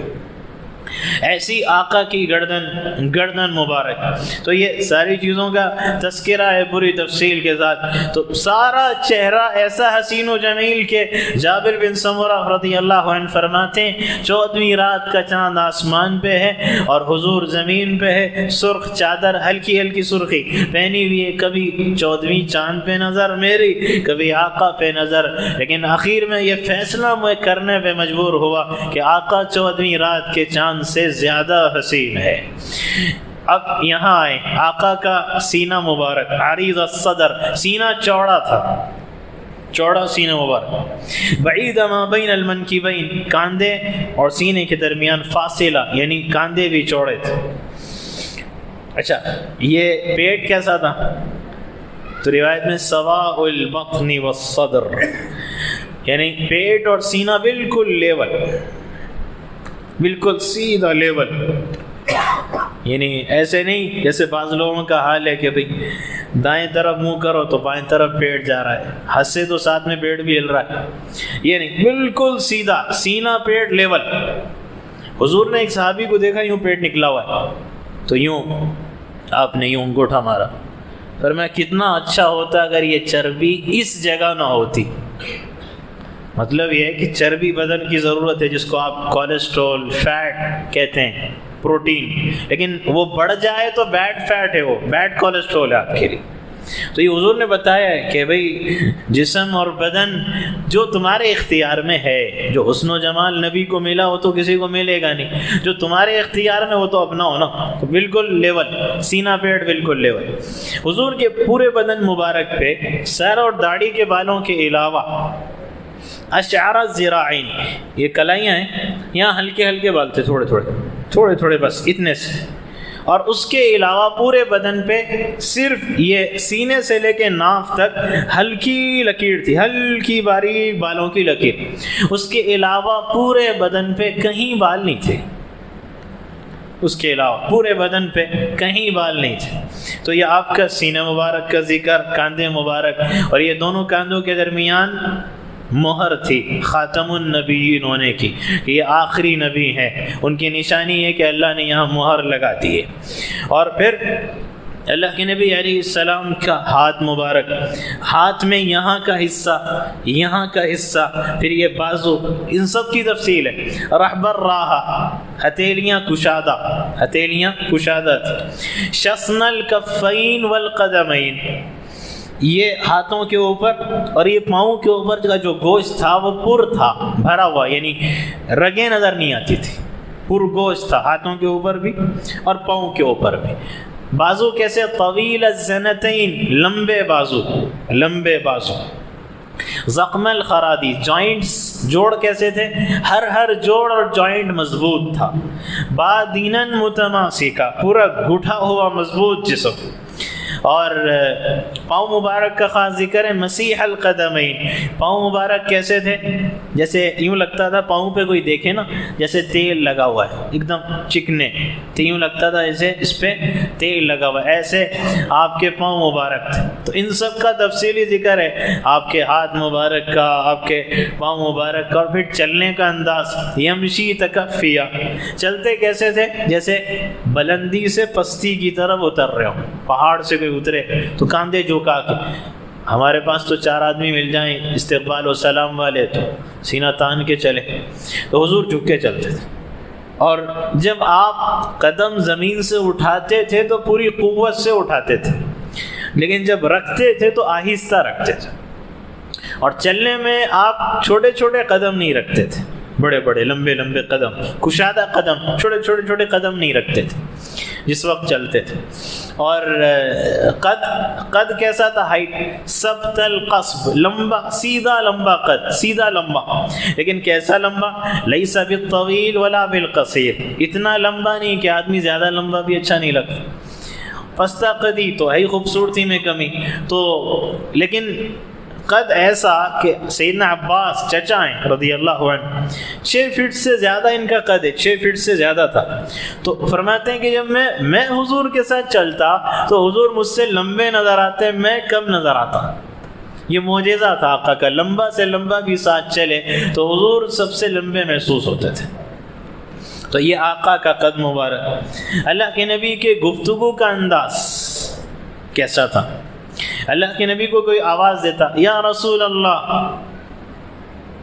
تو حافظ احتشام صاحب اب مجھے آواز، جی مفتی صاحب میں ہی کروں گا نا، جی حفظہ فرمائی، اکبر بھائی جی فرمائی، آواز دیں۔ لیکن اللہ کے نبی ان التفت جمیعا، جب حضور کو کوئی بلاتا تو حضور پوری طرح متوجہ ہوتے تھے اس کی طرف، پوری توجہ اس کو دیتے تھے۔ اب ہماری طرح نہیں، موبائل میں بھی ہے، ادھر بات بھی چل رہی، موبائل میں بھی ہے، بچے ہاں بیٹا ہاں بولو، ہاں ادھر موبائل بھی چل رہا۔ تو اللہ کے نبی کا معمول پورا رخ، پوری توجہ، یمیناً، دائیں سے بلائے تو پوری توجہ، بائیں سے بلائے تو پوری توجہ۔ اور اشارہ جب کرتے تو کبھی زندگی میں یوں نہیں کیا بھئی نظم کٹ، انگلی کا اشارہ نہیں، پورے ہاتھ سے اشارہ کرتے، پورے ہاتھ سے۔ جب بھی اشارہ فرماتے تو حضور پورے ہاتھ سے اشارہ فرماتے تھے۔ تو یہ آپ کی صورت، اس میں آپ کی صورت بھی ہے، آپ کا حلیہ بھی ہے، آپ کی سیرت بھی ہے۔ آپ کا پسینہ مبارک کیسا؟ دوپہر کا وقت ہے، حضور لیٹ گئے دائیں کروٹ، دھوپ گرمی، وہاں تو فین پنکھے بھی نہیں تھے، حضور لیٹے ہوئے۔ ام سلیم آ گئی، حضرت انس کی والدہ رضی اللہ عنہ آ گئی، وہ دیکھا حضور سو رہے، چھوٹی بوتل حضور کے کونی مبارک کے نیچے رکھ دی یہاں۔ تھوڑی دیر کے بعد حضور اٹھے، دیکھا ام سلیم بیٹھی ہوئی، کہ خیر تو ہے ام سلیم؟ یہ شیشی بوتل؟ کہا حضور جب آپ آرام کرتے ہیں تو آپ کے بدن مبارک سے پسینے کے قطرے ڈھلکتے ہیں، تو میں اس کو اس بوتل میں جمع کر لیتی ہوں۔ کیوں؟ کہ جب میں گھر میں لے جاتی ہوں تو سارا گھر مجھ سے زیادہ خوشبودار ہو جاتا ہے۔ اسی کو شاعر نے کہا نا کہ محمد کا غم جس کے سینے میں ہے، کہیں بھی رہے وہ مدینے میں ہے، گلابوں میں بھی ایسی خوشبو کہاں، حضور آپ کے جو پسینے میں ہے، تو آقا کے پسینے میں جو خوشبو ہے وہ گلابوں میں نہیں، وہ مشک میں نہیں، وہ عنبر میں نہیں، وہ زعفران میں نہیں، وہ کافور میں نہیں، وہ عود میں نہیں، وہ بخور میں نہیں، وہ لوبان میں نہیں، آپ جو خوشبو کہہ لیں یہ آپ کا پسینے مبارک۔ تو ایک ایک چیز کا تذکرہ ہے، آپ کے حلیے کا، چلنے کا، آنکھیں۔ اچھا حضور سرما لگاتے تھے، لیکن صحابہ فرماتے کہ اگر بغیر سرما تو رات کو لگاتے تھے نا، سنت رات ہے، دن میں لگائیں جائز ہے، زینت ہے، وہ رات کو سنت دن میں زینت۔ تو لیکن صحابہ فرماتے حضور دن میں بھی بیٹھے ہوتے، ہم نظر ڈالتے تو یوں لگتا جیسے بغیر سرمے کے سرما لگائے ہوئے، بغیر سرمے کے سرما لگائے ہوئے، سرمگی آنکھیں آپ کی نظر آتی تھی۔ تو وہ حلیہ اللہ نے اپنے نبی کو دیا، جس کے بارے میں ہم عائشہ فرماتی ہیں کہ لواحی زلیخا لو رأین جبینہ لآثرن بالقطع قلوبہن علی الایدی، کہ زلیخا کی سہیلیوں نے یوسف کا چہرہ دیکھا تو ہاتھوں کی انگلیاں کاٹ لی، میرے محبوب کو دیکھ لیتے تو ہاتھ نہیں جگر کاٹ لیتے۔ تو وہ حسن اللہ نے اپنے آخری نبی کو عطا فرمایا، ایسا حسین و جمیل نبی اللہ نے ہمیں عطا فرمایا، لیکن ہم نے ہیرو کسی اور کو بنایا ہوا، آئیڈیل اور نمونہ کسی اور کو، اسٹار کسی اور کو بنایا ہوا۔ تو جو صورت جو سیرت اختیاری ہے اسے اپنانا ہے، اور جو غیر اختیاری ہے وہ تو اللہ نے آپ کو عطا کیا۔ تو یہ سیرت کے جلسے، اس میں مقصد کہ آقا کی محبت بھی ہو، آقا کی عظمت بھی ہو، آقا کی سیرت بھی ہو، اور پھر خلاصہ آخر میں پیغام یہ کہ آقا کی اطاعت پہ زندگی گزارو۔ اگر یہ پیغام ان جلسوں سے ملتا ہے تو کامیاب جلسے ہیں، ورنہ محض تذکرے اور پھر رخصت ہو گئے، تو یہ مقصد نہیں۔ تو اللہ نے اپنے نبی کو ولادت دی، پیدائش آپ کی ربیع الاول کے مہینے میں ہے، اور پھر آپ نے اسی طرح زندگی گزاری ہے یہاں تک کہ 13 سال مکے میں، اور پھر ہجرت کر کے مدینہ تشریف لے گئے، 10 سال گزرے، 10 ہجری گزری ہے، یہاں تک کہ اللہ کے نبی نے اعلان فرمایا کہ حجۃ الوداع کے لیے چلنا ہے۔ تو صحابہ کا 1.25 لاکھ کا مجمع حجۃ الوداع کے آخری سفر پہ چلا ہے، اور جب چلے ہیں تو حضور اکرم صلی اللہ علیہ وسلم مینا کے میدان میں ہے، ذی الحجہ کی 11 تاریخ ہے، مینا کا میدان ہے، ذی الحجہ کی 11 تاریخ ہے، اور 11 ہجری ہے کہ اللہ نے قرآن کریم کی سب سے آخری سورت نازل فرمائی کہ اذا جاء نصر اللہ والفتح ورأیت الناس يدخلون في دین اللہ افواجا، کہ جب اللہ کی مدد آ چکی ہے اور فتح مل چکی ہے، اور آپ لوگوں کو دیکھ رہے ہیں لوگ اللہ کے دین میں فوج در فوج داخل ہو رہے ہیں، یا سورت نازل ہوئی۔ جب یہ سورت نازل ہوئی تو اللہ کے نبی علیہ السلام سمجھ گئے کہ اب میرے جانے کا وقت قریب آ چکا ہے۔ اور پھر اس کے چند دن کے بعد قرآن کریم کی آیت نازل ہوئی ہے، جو آیت جس میں اللہ نے یہ نازل کیا کہ اليوم اکملت لکم دینکم واتممت علیکم نعمتی ورضیت لکم الاسلام دینا، کہ آج ہم نے دین کو تمہارے لیے مکمل کر دیا، اپنی نعمت کو پوری کر دیا، اور اسلام کو دین کے طور پہ تمہارے لیے پسند کر لیا۔ جب یہ آیت نازل ہوئی تو حضرت ابوبکر رونے لگے، روئے۔ صحابہ نے عرض کیا ابو بکر خیر تو ہے، دین مکمل ہوا، نعمت پوری ہوئی، دین اسلام اللہ نے پسند کیا، اب روتے ہیں؟ کہ نہیں، رو اس لیے رہا ہوں کہ نبی آئے تھے دین کو مکمل کرنے، نعمتوں کو پورا کرنے کے لیے، جب وہ کام پورا ہو گیا تو اب اللہ کے پاس نبی کے جانے کا وقت آ گیا ہے، اس لیے میں رو رہا ہوں۔ تو آخری سورت قرآن کریم کی سورہ فتح ہے، پھر اس کے بعد اللہ نے آخر میں یہ فرما دیا کہ آپ کا کام پورا ہے، فَسَبِّحْ بِحَمْدِ رَبِّكَ وَاسْتَغْفِرْهُ إِنَّهُ كَانَ تَوَّابًا۔ تو آپ بس اب تسبیح میں، تحمید میں، اللہ کی پاکی اور بڑائی بیان کرنے میں لگ جائیے۔ اسی لیے پوری زندگی رمضان میں 1 دور، آخری رمضان میں 2 دور، قرآن کے حضرت جبرائیل کے ساتھ، پوری زندگی 10 دن کا اعتکاف، آخری رمضان 20 دن کا اعتکاف۔ اب آپ کو ذکر میں، تسبیح میں اضافہ کرنا ہے۔ تو یہاں یہ صورت نازل ہوئی، چند دن کے بعد الیوم اکملت لکم آیت نازل ہوئی۔ یہاں حضور اکرم صلی اللہ علیہ وسلم حجۃ الوداع میں، حجۃ الوداع ہی میں اللہ کے نبی نے آخری حج میں صحابہ کو اشارہ کر دیا تھا کہ ایھا الناس عسى الا تلقونی بعد عامی ھذا، کہ لوگوں اس سال کے بعد آئندہ سال میری تم سے ملاقات نہیں ہو سکے گی، یہ میری اور تمہاری آخری ملاقات کا سال ہے۔ یہ حجۃ الوداع میں بتا دیا کہ تمہارے نبی کی زندگی کا آخری حج ہے، اس کے بعد نبی کے ساتھ تمہیں حج نصیب نہیں ہو سکے گا۔ یہ اشارہ حجۃ الوداع میں کر دیا۔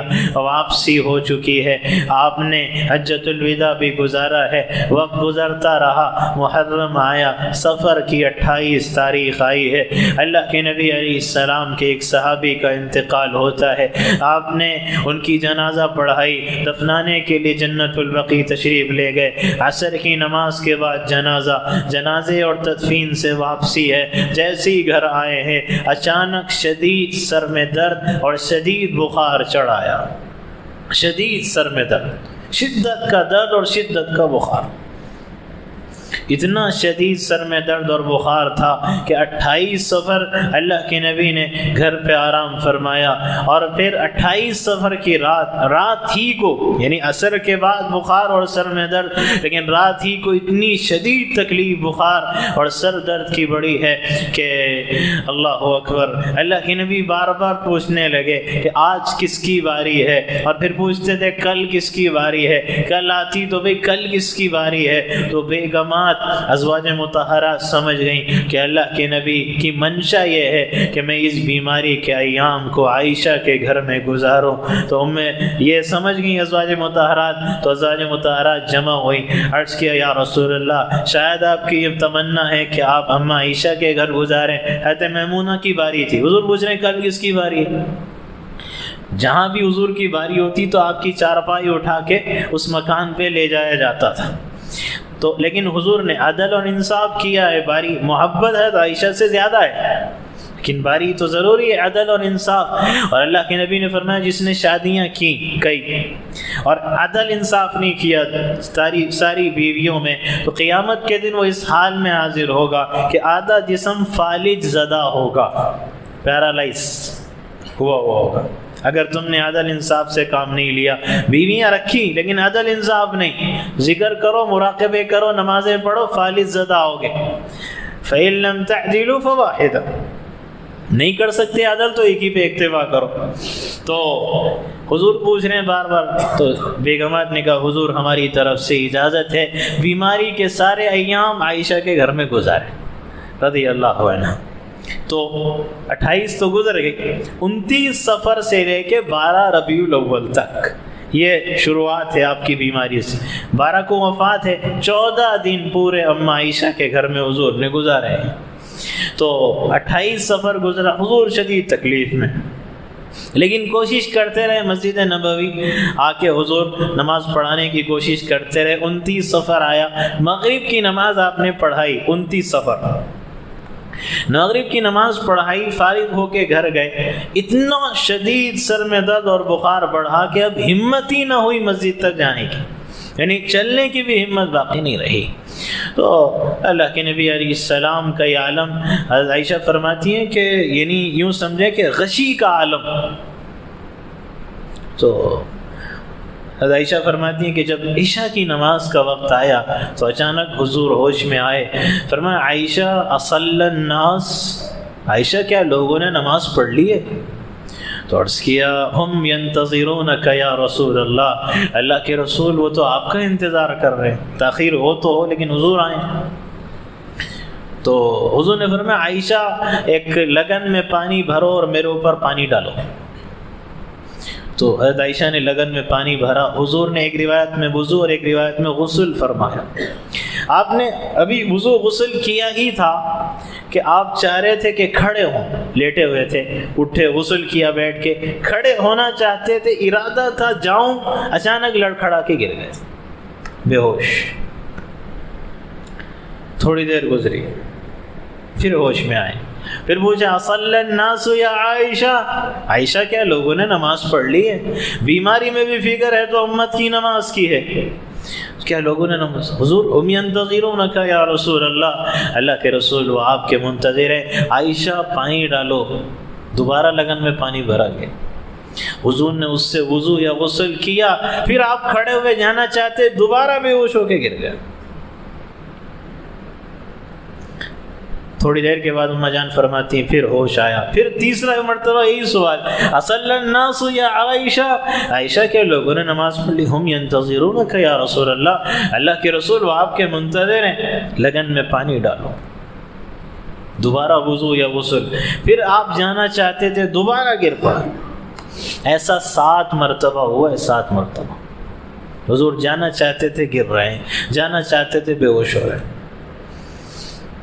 جب 7ویں مرتبہ ہوش آیا تو حضور نے محسوس کیا کہ میرے اندر اب ہمت نہیں ہے، تو فرمایا کہ عائشہ مری ابا بکر فلیصلی بالناس، عائشہ اپنے ابا جان ابو بکر سے کہو کہ آگے بڑھ کے لوگوں کو نماز پڑھائے. اما جان حضرت عائشہ کہنے لگی حضور ابو بکر نرم دل ہیں، رقیق القلب ہے، آپ کا مصلی خالی نہیں دیکھ سکتے، کسی اور سے کہے. ایک روایت میں ہے کہ اتنے میں حضرت ابو بکر آگے نہیں بڑھے تو لوگوں نے حضرت عمر کو بڑھا دیا. یہاں تک بھی ہے کہ حضرت عمر مصلی پہ پہنچ گئے تھے، اللہ اکبر کی آواز بھی آئی تھی. حضور نے جیسی آواز سنی تو فرمایا رک جاؤ، اور یہاں تک فرمایا کہ لم یأب اللہ الا ابا بکر، میرا رب میرے مصلی پہ ابو بکر کے علاوہ کسی کو کھڑے ہونے کی اجازت ہی نہیں دیتا، تو میں کیا کروں؟ کیا کروں؟ یہاں تک کہ حکم جب ملا اتنی سختی سے تو حضرت ابو بکر آگے بڑھے. حضرت ابو بکر ابھی نماز شروع کی تھی، یعنی 1 رکعت ہوئی، دوسری رکعت میں تھے، اللہ کے نبی دوبارہ ہوش میں، اور اب اتنی ہمت ہوئی کہ آپ کھڑے ہو سکے. اور کھڑے ہوئے حضرت علی اور فضل بن عباس، بعض کہتے ہیں حضرت عباس، داماد چچا زاد بھائی چچا، دونوں نے سہارا دیا. حضور کو دونوں طرف سے سہارا دے کے لے گئے. حضور جب پہنچے تو حضرت ابوبکر نے محسوس کیا کہ آقا آ رہے ہیں، تو وہ دیکھتے تھے مصلی سے پیچھے ہٹنے لگے. تو حضور نے فرمایا علی رسلک یا ابا بکر، ابو بکر وہیں کھڑے رہو، وہیں کھڑے رہو، وہیں کھڑے رہو. حضرت ابوبکر کی مجال نہیں تھی، پیچھے ہٹنے لگے. جب پیچھے ہٹے ہیں تو پھر حضور دائیں ایک روایت میں بائیں، حضور آ کے بیٹھ گئے. تو اس حال میں نماز ہوئی کہ حضور امام بنے، حضرت ابوبکر مکبر بنے، لوگوں نے نماز پڑھی. اس حال میں نماز ہوئی، عشاء کی نماز. عشاء کی نماز جب ختم ہوئی تو حضور گھر تشریف لے گئے. لوگوں نے سمجھا کہ آقا کی طبیعت ٹھیک ہو گئی ہے، بہتر ہو گئی ہے. 29 صفر عشاء. لیکن صحابہ فرماتے ہیں کہ اگلے دن 30 صفر کو دوبارہ طبیعت خراب، دوبارہ شدید سر میں درد اور شدید بخار. تو 17 نمازیں 30 صفر سے 12 ربیع الاول کی ظہر تک 17 نمازیں لوگوں نے حضرت ابوبکر کی اقتداء میں پڑھی. اللہ کے نبی علیہ السلام گھر میں ہیں اور آپ کا عالم یہ تھا اللہ اکبر اللہ اکبر.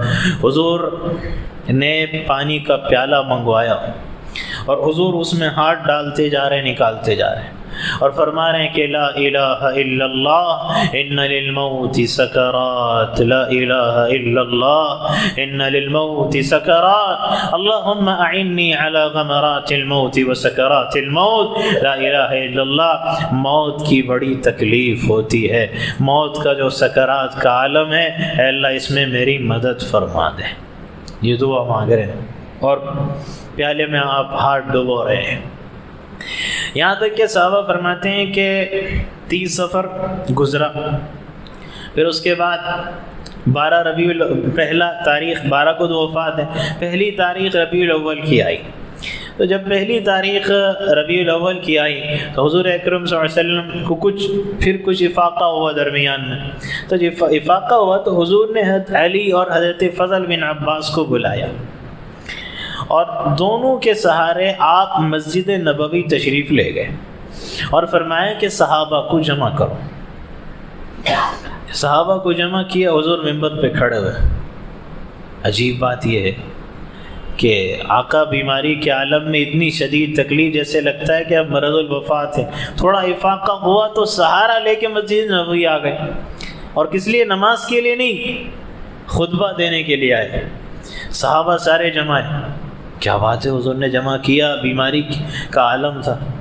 فرمایا یا ایھا الناس، یا ایھا الناس، اے لوگو، اگر میں نے کسی پہ ظلم کیا ہو اور زیادتی کی ہو، اگر کسی کے ساتھ میں نے ناانصافی کی ہو، اگر میں نے کسی کو تھپڑ مارا ہو، اگر میں نے کسی کو برا بھلا کہا ہو، تو آج کے دن وہ مجھ سے بدلہ لے لے، قیامت کے دن میں بدلہ نہیں دے سکوں گا. لینا ہے تو آج لے لو. صحابہ رونے لگے. ایک صحابی کھڑے ہوئے. حضور نے جب 3 مرتبہ کہا تو چوتھی مرتبہ ایک صحابی کھڑے ہوئے. عرض کیا یا رسول اللہ، میرے 3 درہم آپ کے ذمہ باقی ہے. 3 درہم. وہاں تو چراغ میں تیل بھی نہیں ہوتا تھا، 3 درہم کہاں سے ادا کریں؟ حضور نے فرمایا مجھے یاد نہیں، لیے ہوں گے لیکن یاد نہیں. حضور وہ ایک مرتبہ ایک سائل آیا تھا، مانگنے آیا، آپ کے پاس کچھ نہیں تھا. آپ نے فرمایا کہ تم دے دو، میں تمہیں دے دوں گا. ہاں یاد آیا وہ 3 درہم. حضور نے فرمایا میرے پاس تو نہیں ہے، میرے پاس تو نہیں ہے. لیکن فرمایا پورے مجمع سے کہ بھئی تم میں ہے کوئی جو 3 درہم ان کو ادا کرنے کی ذمہ داری لے لے؟ ہے کوئی؟ فضل بن عباس چچا زاد بھائی کھڑے ہوئے. عرض کیا یا رسول اللہ میں ذمہ داری لیتا ہوں، میں 3 درہم ادا کروں گا. فرمایا ٹھیک ہے، میرا قرضہ ادا کر دینا، کیونکہ تمہارا نبی قیامت کے دن اس کا حساب نہیں دے سکتا. یعنی جن کے صدقے میں حساب معاف ہو، جن کے صدقے میں جنت ملے، وہ یہ بتا رہے ہیں کہ کسی کا حق ہو تو مرنے سے پہلے ادا کر کے جاؤ. کسی کو مارا ہے، زیادتی کی ہے، زمینوں پہ قبضے کیے ہیں، وراثت کے حصے کھا گئے، زبردستی جوڑے کی رقمیں وصول کر رہے ہیں، زمینوں پہ قبضے، دکانوں مکانوں پہ قبضے ہیں، اور ذکر اور مراقبے نمازیں کافی ہے. اللہ کے نبی فرمانے کہ بدلہ لے لو مجھ سے، تو یہ امت کو پیغام دیا ہے. اور پھر وہاں سے پھر واپس تشریف لائے، اپنے گھر آئے، کچھ وقت گزرا، دوبارہ آپ کی تکلیف میں اضافہ ہوا، پھر شدید بخار، پھر شدید قسم کا سر کا درد. اور پھر اسی دوران یہ لکھا ہے روایت میں کہ اللہ کے نبی علیہ السلام نے سیدنا معاذ بن جبل رضی اللہ عنہ کو یمن کا گورنر بنا کے روانہ فرمایا. عجیب بات، آپ جس کو بھی رخصت کرتے مسجد سے رخصت کر دیتے. معاذ بن جبل کو رخصت کرنے، سی آف کرنے کے لیے 7 میل پیدل چلے.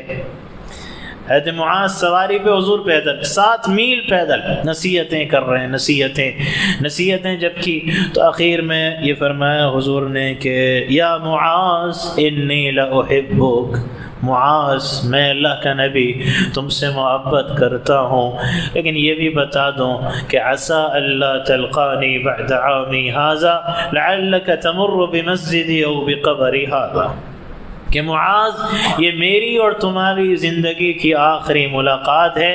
آج کے بعد تم آؤ گے تو یا قبر پاؤ گے یا مسجد پاؤ گے. تو روایت میں کہ فبکا معاذ جزعا لفراق رسول اللہ کے نبی کے جدائی کے غم میں پھوٹ کے حضرت معاذ رونے لگے. جب حضرت معاذ روئے تو حضور کو دیکھا نہ گیا. حضور نے چہرہ مبارک مدینے کی طرف پھیر لیا، ادھر یہ رو رہے ہیں اور حضور کے بھی آنسو بہ رہے ہیں. اتنے میں حضور نے آنسو پوچھے، رخ کیا، فرمایا یا معاذ ان اول الناس بی المتقون من کانوا وحیث کانوا. معاذ رونے کی کوئی بات نہیں ہے، قیامت کے دن مجھ سے سب سے زیادہ قریب وہ ہوگا جو تقوی والا ہوگا، چاہے دنیا کے کسی بھی کونے میں رہے. تو کوئی بات نہیں، دوری ہوگی لیکن وہاں ساتھ میں رہیں گے. یہ کہہ کے آپ نے حضرت معاذ کو، اللہ کے نبی روئے اتنا ہے کہ تاریخ میں لکھا ہے کہ حضور سے جذبات کا اظہار بہت کم مواقع پہ ثابت ہے۔ اس میں ایک موقع یہ بھی کہ حضور نے اپنے جذبات کا اظہار کر دیا، حضرت معاذ کے ساتھ آپ بھی پھوٹ پھوٹ کے رونے لگے تھے۔ پھر یہاں سے رخصت کیا اور آپ واپس تشریف لائے، اتنی ہمت آپ کے اندر، یعنی ایسا وقت گزرتا تھا کہ اتنی تکلیف کی امید ہی نہیں کہ آپ کو راحت ملے گی، لیکن پھر کبھی ایسا افاقہ ہوتا تو صحابہ کو اطمینان ہوتا، یہاں تک کہ حضور واپس جب گھر تشریف لائے تو دوبارہ بیمار، شدید سر میں درد، اور پھر شدید سر میں بخار، شدید بخار شروع ہوا۔ جمعہ کا دن آیا، حضرت جبرائیل آئے، السلام علیکہ یا رسول اللہ، اللہ کے رسول سلام، اللہ کے رسول کیا حال ہے، کیا حال ہے، آپ کس حال میں؟ تو آپ اندازہ کریں، حضور نے فرمایا کہ جبرائیل بڑی تکلیف میں ہوں، تکلیف کا اندازہ۔ پھر ہفتے کو حضرت جبرائیل آئے کہ حضور کیا حال ہے، کہ بڑی تکلیف میں ہوں۔ پھر اتوار کو آئے حضرت جبرائیل حال پوچھنے، کیا حال ہے، کہ بڑی تکلیف میں ہوں۔ اچھا حال پوچھا، ساتھ میں یہ کہا کہ حضور باہر میرے ساتھ ملک الموت بھی آئے ہوئے ہیں، یؤذن علی رسول اللہ، اور اللہ نے ملک الموت سے کہا کہ میرے محبوب کے پاس جانا، اجازت لے کے جانا، سلام کر کے جانا، اور اختیار دینا، آنا چاہیں تو بلا لینا، روح قبض کر لینا، نہ آنا چاہیں تو چھوڑ دینا۔ حضور وہ باہر کھڑے تو اجازت کا، اجازت ہے، اندر آئے، کون ہے؟ ملک الموت عزرائیل کا، السلام علیکہ یا رسول اللہ۔ حضور زندگی میں کسی کو سلام نہیں کیا، آپ پہلے شخص ہے جس کو سلام کیا ہے، جہاں بھی آیا ہوں اجازت نہیں مانگی، کمرہ کھڑکی بھی بند ہے تو آئیں، روح قبض کریں، لیکن آپ سے اجازت مانگ کے آیا، اور یہ بھی اس لیے آیا ہوں کہ اللہ نے بھیجا ہے کہ معلوم کرو آنا چاہتے ہیں یا جانا چاہتے ہیں۔ تو اللہ کے نبی علیہ السلام نے حضرت جبرائیل کو دیکھا تو حضرت جبرائیل نے اشارہ کیا کہ اللہ آپ کی ملاقات کے شوق میں ہے، اللہ آپ کی ملاقات کے شوق میں، موت آئے تو ایسی کہ اللہ ہماری ملاقات کے شوق میں ہو، تو اللہ آپ کی ملاقات کے شوق میں۔ کہا ٹھیک ہے لیکن فیصلہ تو جب ہوگا نا، بات پوری جب ہوگی کہ جب جبرائیل تم جاؤ گے اللہ کے دربار میں، اور اللہ کے دربار میں جاؤ اور یہ پوچھ کے آؤ کہ میرے بعد میری امت کا کیا ہوگا، یعنی جاتے وقت بھی یاد کیا ہے تو امت کو یاد کیا ہے۔ تو حضرت جبرائیل دوڑے ہوئے گئے، کیا فرمان ہے؟ کہ آپ کا رب کہتا ہے کہ میں آپ کے بعد آپ کی امت کو تنہا نہیں چھوڑوں گا، فکر کی بات نہیں ہے۔ تو اب حضور اکرم صلی اللہ علیہ وسلم، بس آخری وقت ہے، آخری وقت میں یہ بھی لکھا ہے کہ حضور نے اپنی بیگمات کو بلایا، ازواج مطہرات کو بلایا، ان کو رخصت کیا، بلایا رخصت کیا، اس کے بعد بلایا حضرت علی کو، داماد کو، سر پہ ہاتھ پھیرا، کمر پہ ہاتھ پھیرا، تھوڑی دیر سر پہ کمر پہ، تھوڑی دیر ہاتھ پھیرا، کچھ پڑھتے رہے، کیا پڑھا ہے روایات میں نہیں، رخصت کیا۔ اس کے بعد لاڈلوں کو بلایا، لاڈلے نواسوں حسن و حسین کو بلایا، بوسہ لیا، بوسہ لیتے لیتے اچانک رونے لگے، پھوٹ پھوٹ کے رونے لگے، اس لیے کہ ایک کو زہر میں تڑپتا دیکھا ہے، ایک کو نیزے پہ چڑھتا دیکھا ہے، تو روئے ہیں آپ۔ اور پھر حضور نے یہ بھی فرمایا تھا عائشہ سے کہ عائشہ ھذا اوان انقطاع من سم التي اکلت بخیبر، خیبر میں ایک یہودی عورت نے دعوت دے کے مجھے زہر کھلایا تھا، آج میں اس کا اثر حلق میں محسوس کر رہا ہوں۔ تو یہ اللہ کے فیصلے تھے کہ جس کو اللہ نے مقام نبوت دیا تھا اس کو مرتبہ شہادت بھی دینا تھا، اس لیے زہر کی تکلیف آپ کو۔ اور عبداللہ بن مسعود رضی اللہ عنہ، یعنی صحابہ کو بھی حضور نے رخصت کیا ہے، صحابہ کا مجمع کو بھی بلایا، اور دعا دینے لگے حضور، آواکم اللہ، حفظکم اللہ، نصرکم اللہ، اللہ تمہاری حفاظت کرے، اللہ تمہیں ٹھکانہ دے، اللہ تمہاری مدد کرے۔ عبداللہ بن مسعود رضی اللہ عنہ فرمانے لگے کہ حضور لگتا ہے کہ بالکل وقت قریب ہے، آپ دعائیں دے رہے ہیں، لیکن یہ بتائیے کہ اگر آپ کی وفات ہو جاتی ہے تو آپ کو غسل کون دے گا، آپ کو کفن کون دے گا، اور آپ کی نماز جنازہ کون پڑھائے گا؟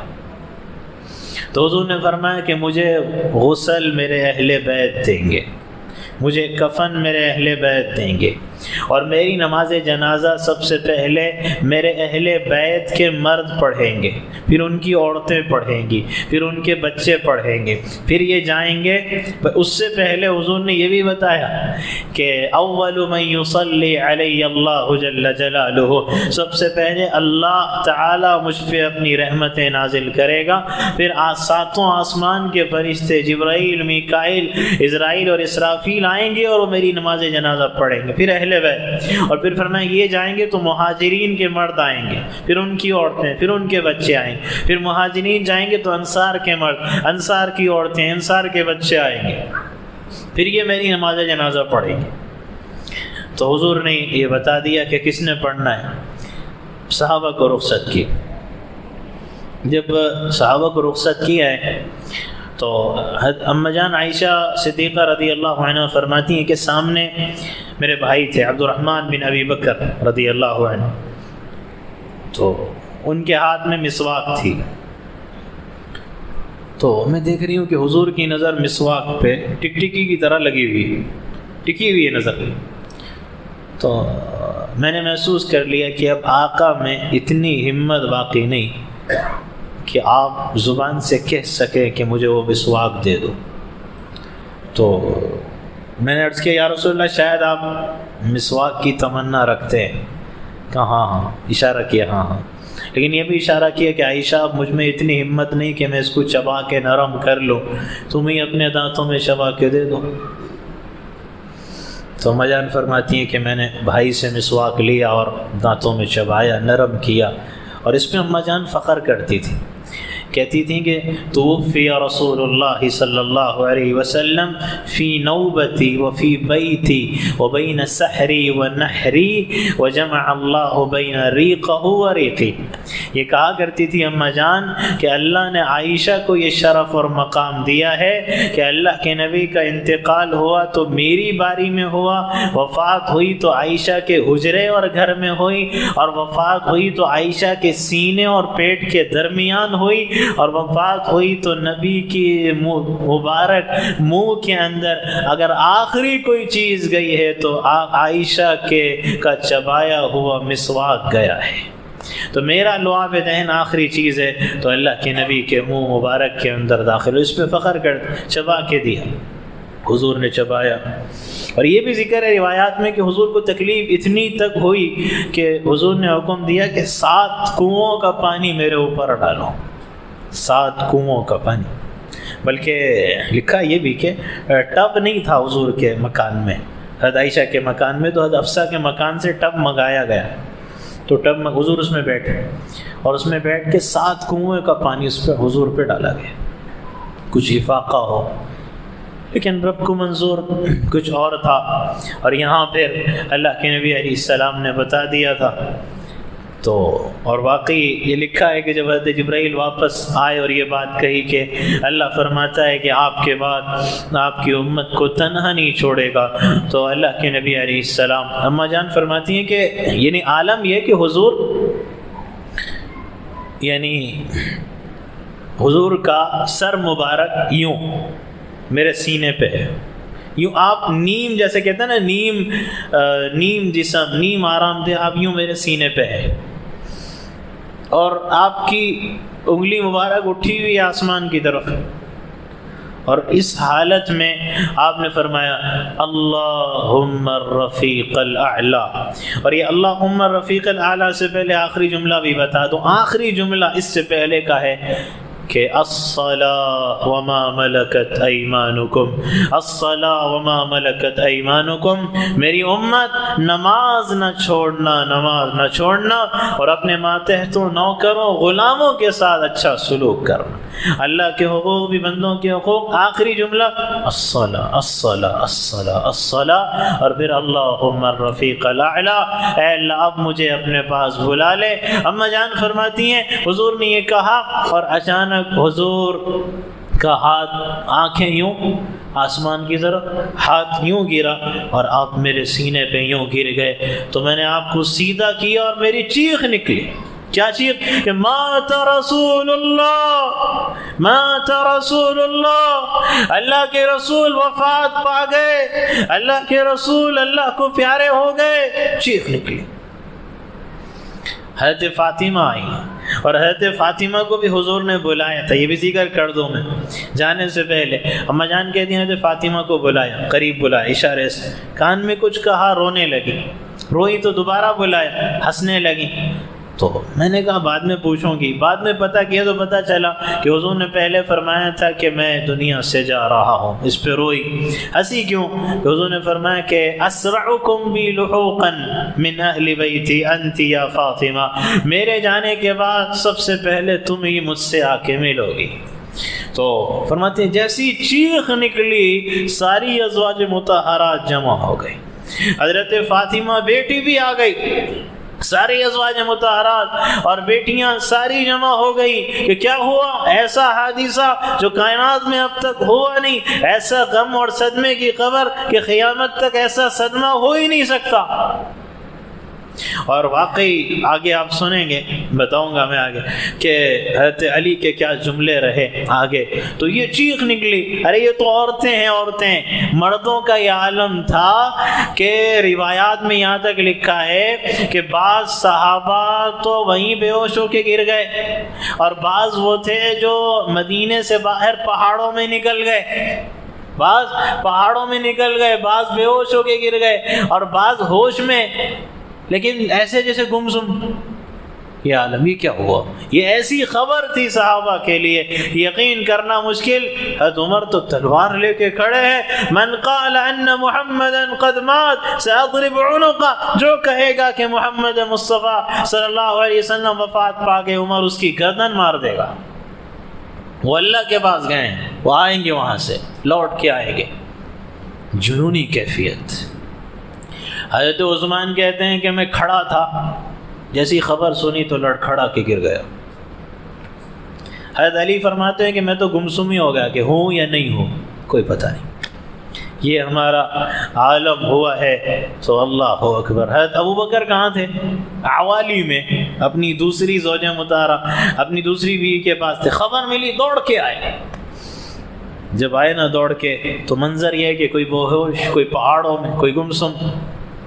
واقعی حضرت ابوبکر کی استقامت پہاڑ جیسی شخصیت تھی کہ پہاڑ بھی ڈگمگا جائے، لیکن حضرت ابوبکر ڈگمگانے والے نے آئے، جیسے دیکھا حضرت عائشہ نے کہا کہ مات رسول اللہ، تو کہنے لگے، غریب آئے، کہنے لگے واہ حبیبا واہ خلیلا واہ صفیہ واہ حبیبا واہ خلیلا واہ صفیہ، ہائے میرے حبیب، ہائے میرے دوست، ہائے میرے محبوب، ہائے میرے حبیب، ہائے میرے دوست، ہائے میرے محبوب۔ یہ کہا لیکن جذبات پہ قابو تھا، آگے بڑھے، پیشانی مبارک کا بوسہ لیا، اور پھر اس کے بعد کہنے لگے کہ یا رسول اللہ، آج کے بعد آپ کوئی دکھ نہیں دیکھیں گے۔ اور حضرت فاطمہ کہتی ہیں کہ جب حضور تکلیف میں تھے نا تو میں روتی تھی، ابا جان کی تکلیف دیکھی نہیں جاتی، تو حضور فرماتے تھے کہ لا تبکی یا فاطمہ، فاطمہ رو نہیں، کیوں؟ ما علی ابیک کرب بعد اليوم، آج کے بعد تیرا باپ کوئی دکھ نہیں دیکھے گا، جو دیکھا وہ دنیا میں دیکھیے، آج کے بعد دکھ نہیں، یعنی تیرے باپ کے دکھ والے دن ختم ہونے والے ہیں، تو رونے کی کیا بات ہے؟ 63 سال کی محنت اب ختم، اب راحت و آرام کے ایام شروع ہے۔ تو بوسہ لیا، حضرت عمر کہنے لگے ابو بکر کیا ہوا؟ کمات رسول اللہ، انتقال ہو گیا، تلوار یوں ہے، حضرت عمر کی وہ تلوار ہے، حضرت ابو بکر کہہ رہے مات رسول، اور وہ کیا کرے؟ گردن اڑاؤں گا، کہ ابو بکر تلوار ہے، لیکن کہتے ہیں نہیں، مات رسول اللہ کے رسول وفات پا گئے، مارو، مانو نہ مانو، گردن اڑاؤ، جو چاہے کرو، وفات پا گئے تو پا گئے۔ حضرت عمر کہتے ہیں کہ میں جذبات قابو میں رکھنے کی کوشش کر رہا ہوں، اتنے میں جب حضرت ابوبکر نے دیکھا کہ ہر ایک کا یہ عالم ہے، کوئی اپنے آپ میں نہیں، کسی کے ہوش حواس سلامت نہیں، تو حضرت ابوبکر ممبر پہ آئے، ممبر پہ آئے، سارا مجمع ہے، کوئی گمسم، کوئی بے ہوش، کوئی باہر، پتہ چلا ابوبکر آ گئے ممبر پہ، آئے لوگ دوڑے، حضرت ابوبکر کھڑے ہوئے، اللہ کی حمد و ثنا کی، اس کے بعد کہنے لگے یا ایھا الناس، پہلے قرآن کی آیتیں پڑھی، انک میت وانہم میتون، اے میرے محبوب آپ کو بھی موت آئے گی، جیسے سب کو موت آئے گی آپ کو بھی آئے گی۔ سن رہا ہے مجمع؟ پھر پڑھا کل نفس ذائقۃ الموت، ہر نفس کو موت کا مزہ چکھنا ہے، سن رہا ہے مجمع؟ اور پھر آگے پڑھا وما محمد الا رسول قد خلت من قبله الرسل افإن مات او قتل انقلبتم على اعقابكم، کہ محمد صلی اللہ علیہ وسلم بھی اللہ کے ایک رسول ہیں، جیسے ان سے پہلے رسولوں کو موت آئی، گزر گئے، یہ بھی جائیں گے۔ کیا اگر ان کو وفات آ گئی، یہ شہید ہو گئے، تو کیا تم الٹے پاؤں پھر جاؤ گے دین سے؟ یعنی اس خبر کو برداشت نہیں کر سکتے۔ یہ آیتیں حضور پہ نازل ہوئی تھی، آج پڑھی جا رہی ہیں۔ پھر آگے اللہ فرماتا ہے وَمَن يَنقَلِبْ عَلَىٰ عَقِبَيْهِ فَلَن يَضُرَّ اللَّهَ شَيْئًا وَسَيَجْزِي اللَّهُ الشَّاكِرِينَ، جو پلٹ جائے گا الٹے پاؤں تو اللہ کا تو کوئی نقصان نہیں کرے گا، اپنا کرے گا۔ یہ آیتیں پڑھی۔ حضرت عمر کہتے ہیں کہ میں تو جنونی کیفیت تلوار اٹھائی تو یوں میری تلوار نیچے ہونے لگی، یہاں سن رہا ہوں یہ نیچے ہو رہی، یہ مجھے یوں لگنے لگا جیسے آج ہی یہ آیتیں نازل ہوئی ہے۔ جب حضرت ابوبکر پڑھنے لگے، بالکل جیسے آج کے لیے، اس وقت کے لیے ابھی نازل ہوئی، بس میں تلوار یوں نیچے ہو رہی ہے، یوں تلوار نیچے کر لی۔ آخر جملہ حضرت ابوبکر کا تھا جو سارے مجمع کو ہلا دینے والا تھا۔ وہ جملہ کیا تھا کہ اگر اب بھی تم کو یقین نہ ہے تو یہ سن لو کہ من کان یعبد محمدا فإن محمدا قد مات ومن کان یعبد رب محمد فإنه حی لا يموت۔ کیا جملہ ہے واقعی۔ کہنے لگے لوگوں، اگر تم لوگ محمد مصطفیٰ صلی اللہ علیہ وسلم کی عبادت اور پوجا کرتے تھے تو سن لو ان کو موت آ گئی ہے، اور اگر تم رب محمد کی عبادت کرتے تھے تو سن لو وہ ہمیشہ زندہ ہے، اس کو کبھی موت نہیں آئے گی۔ عمر کہتے ہیں میں تو زمین پہ گر پڑا، میں نے کہا اب تو آگے اور کوئی مجال نہیں، ہم کچھ کہہ نہیں سکتے، سارے سوالات کے جوابات دے دیے گئے ہیں، مجمع کو ٹھنڈا کیا ہے اور اب سب مطمئن ہیں، لیکن جو تکلیف اور جو غم اور جو صدمہ تھا اس میں تو وہ عالم ساروں کے آنسو بہ رہے ہیں، کسی کے آنسو پہ، جذبات پہ قابو نہیں، بس اتنا ہوا کہ یقین کر گئے کہ ہاں موت آ گئی۔ اب معاملہ پیش آیا، بس بات کو ختم کرنا ہے، اب معاملہ پیش آیا کہ غسل دینا ہے، یہ تو طے تھا اہل بیت دیں گے۔ تو اہل بیت میں حضرت علی، حضرت عباس، فضل بن عباس، غلام حضور کے حمران، اسامہ بن زید، 5، یہ 5 حضرات آئے غسل دینے۔ جب غسل دینے آئے تو مسئلہ یہ تھا کہ غسل دیا جاتا ہے تو کپڑے اتار کے لنگی پہنائی جاتی، بس سطر کا حصہ چھپا ہے، تو آقا کے کپڑے کیسے اتارے جائیں؟ اچانک سب پہ اونگ طاری ہو گئی، یوں خواب آیا، آواز آئی کہ لوگوں ہمارے نبی کو انہی کپڑوں میں غسل دو، کپڑوں میں غسل، اتارو نہیں۔ حل ہو گیا معاملہ۔ حضرت عباس یا ایک روایت میں حضرت علی پانی ڈالتے تھے، حضرت اسامہ بن زید پہلو بدلتے تھے، کروٹ بدلتے، دائیں کروٹ پھر بائیں کروٹ۔ اس طرح حضور کے غسل کا عمل مکمل ہو، کفن تو وہی کپڑے ہیں۔ اب معاملہ تھا کہ دفن کہاں ہو؟ اب اختلاف ہوا تو حضرت ابوبکر نے فرمایا کہ میں نے حضور کو ان کانوں سے سنا کہ جہاں نبی کو موت آتی ہے وہیں نبی کی قبر ہوتی ہے۔ تو اماں جان حضرت عائشہ کا حجرہ ہی آپ کا روضہ بنے گا۔ بس یہ بھی اختلاف ختم ہو۔ اب قبر کا معاملہ ہے کہ بھی قبر کیسے کھودی جائے، تو ایک بغلی ہوتی ہے بالکل سیدھی، اور ایک جیسے سیدھی بنا کے پھر دیوار میں اور اس کو کھودا جاتا ہے، پھر وہاں پتھر لگائے جاتے ہیں۔ تو بغلی اور لحدی دو قبریں بنتی ہیں۔ تو ابو عبید اللہ بغلی بناتے تھے اور ابو طلحہ لحدی بناتے تھے۔ تو یہ طے ہوا کہ جو پہلے آ جائے ان میں اس طرح بنایا جائے گا۔ تو اس طرح پھر حضور کی قبر ابو عبید اللہ آ گئے، تو لحدی قبر حضور کی تیار کر لی گئی۔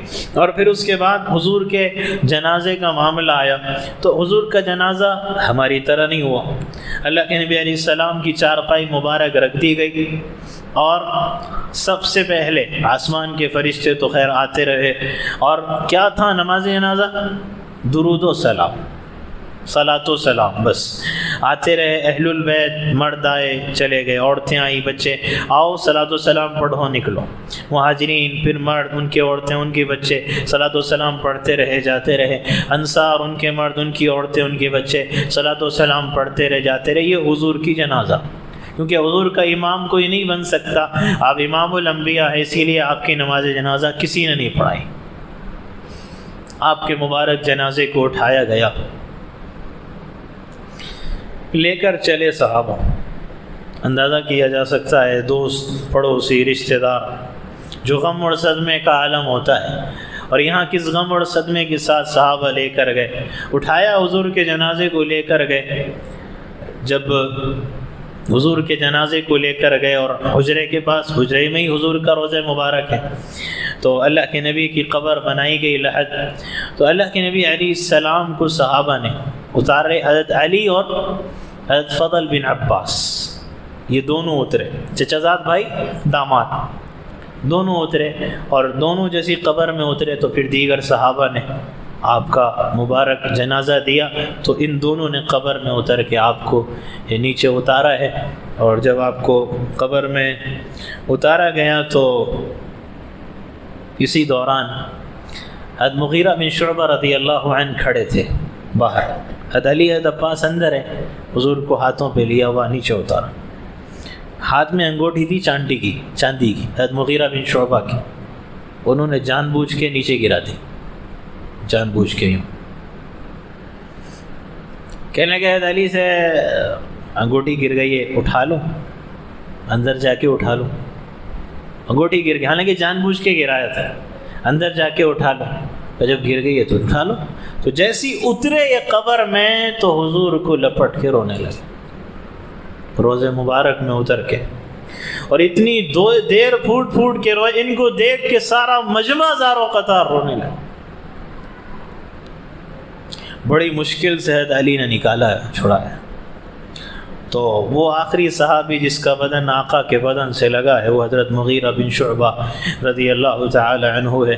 پھر بڑی دیر کے بعد صحابہ نے بڑی کوشش کے ساتھ ان کو ہٹایا اور باہر نکالا ہے۔ تو اب وہ وقت بھی آیا کہ جس ہستی کے بدن کو اللہ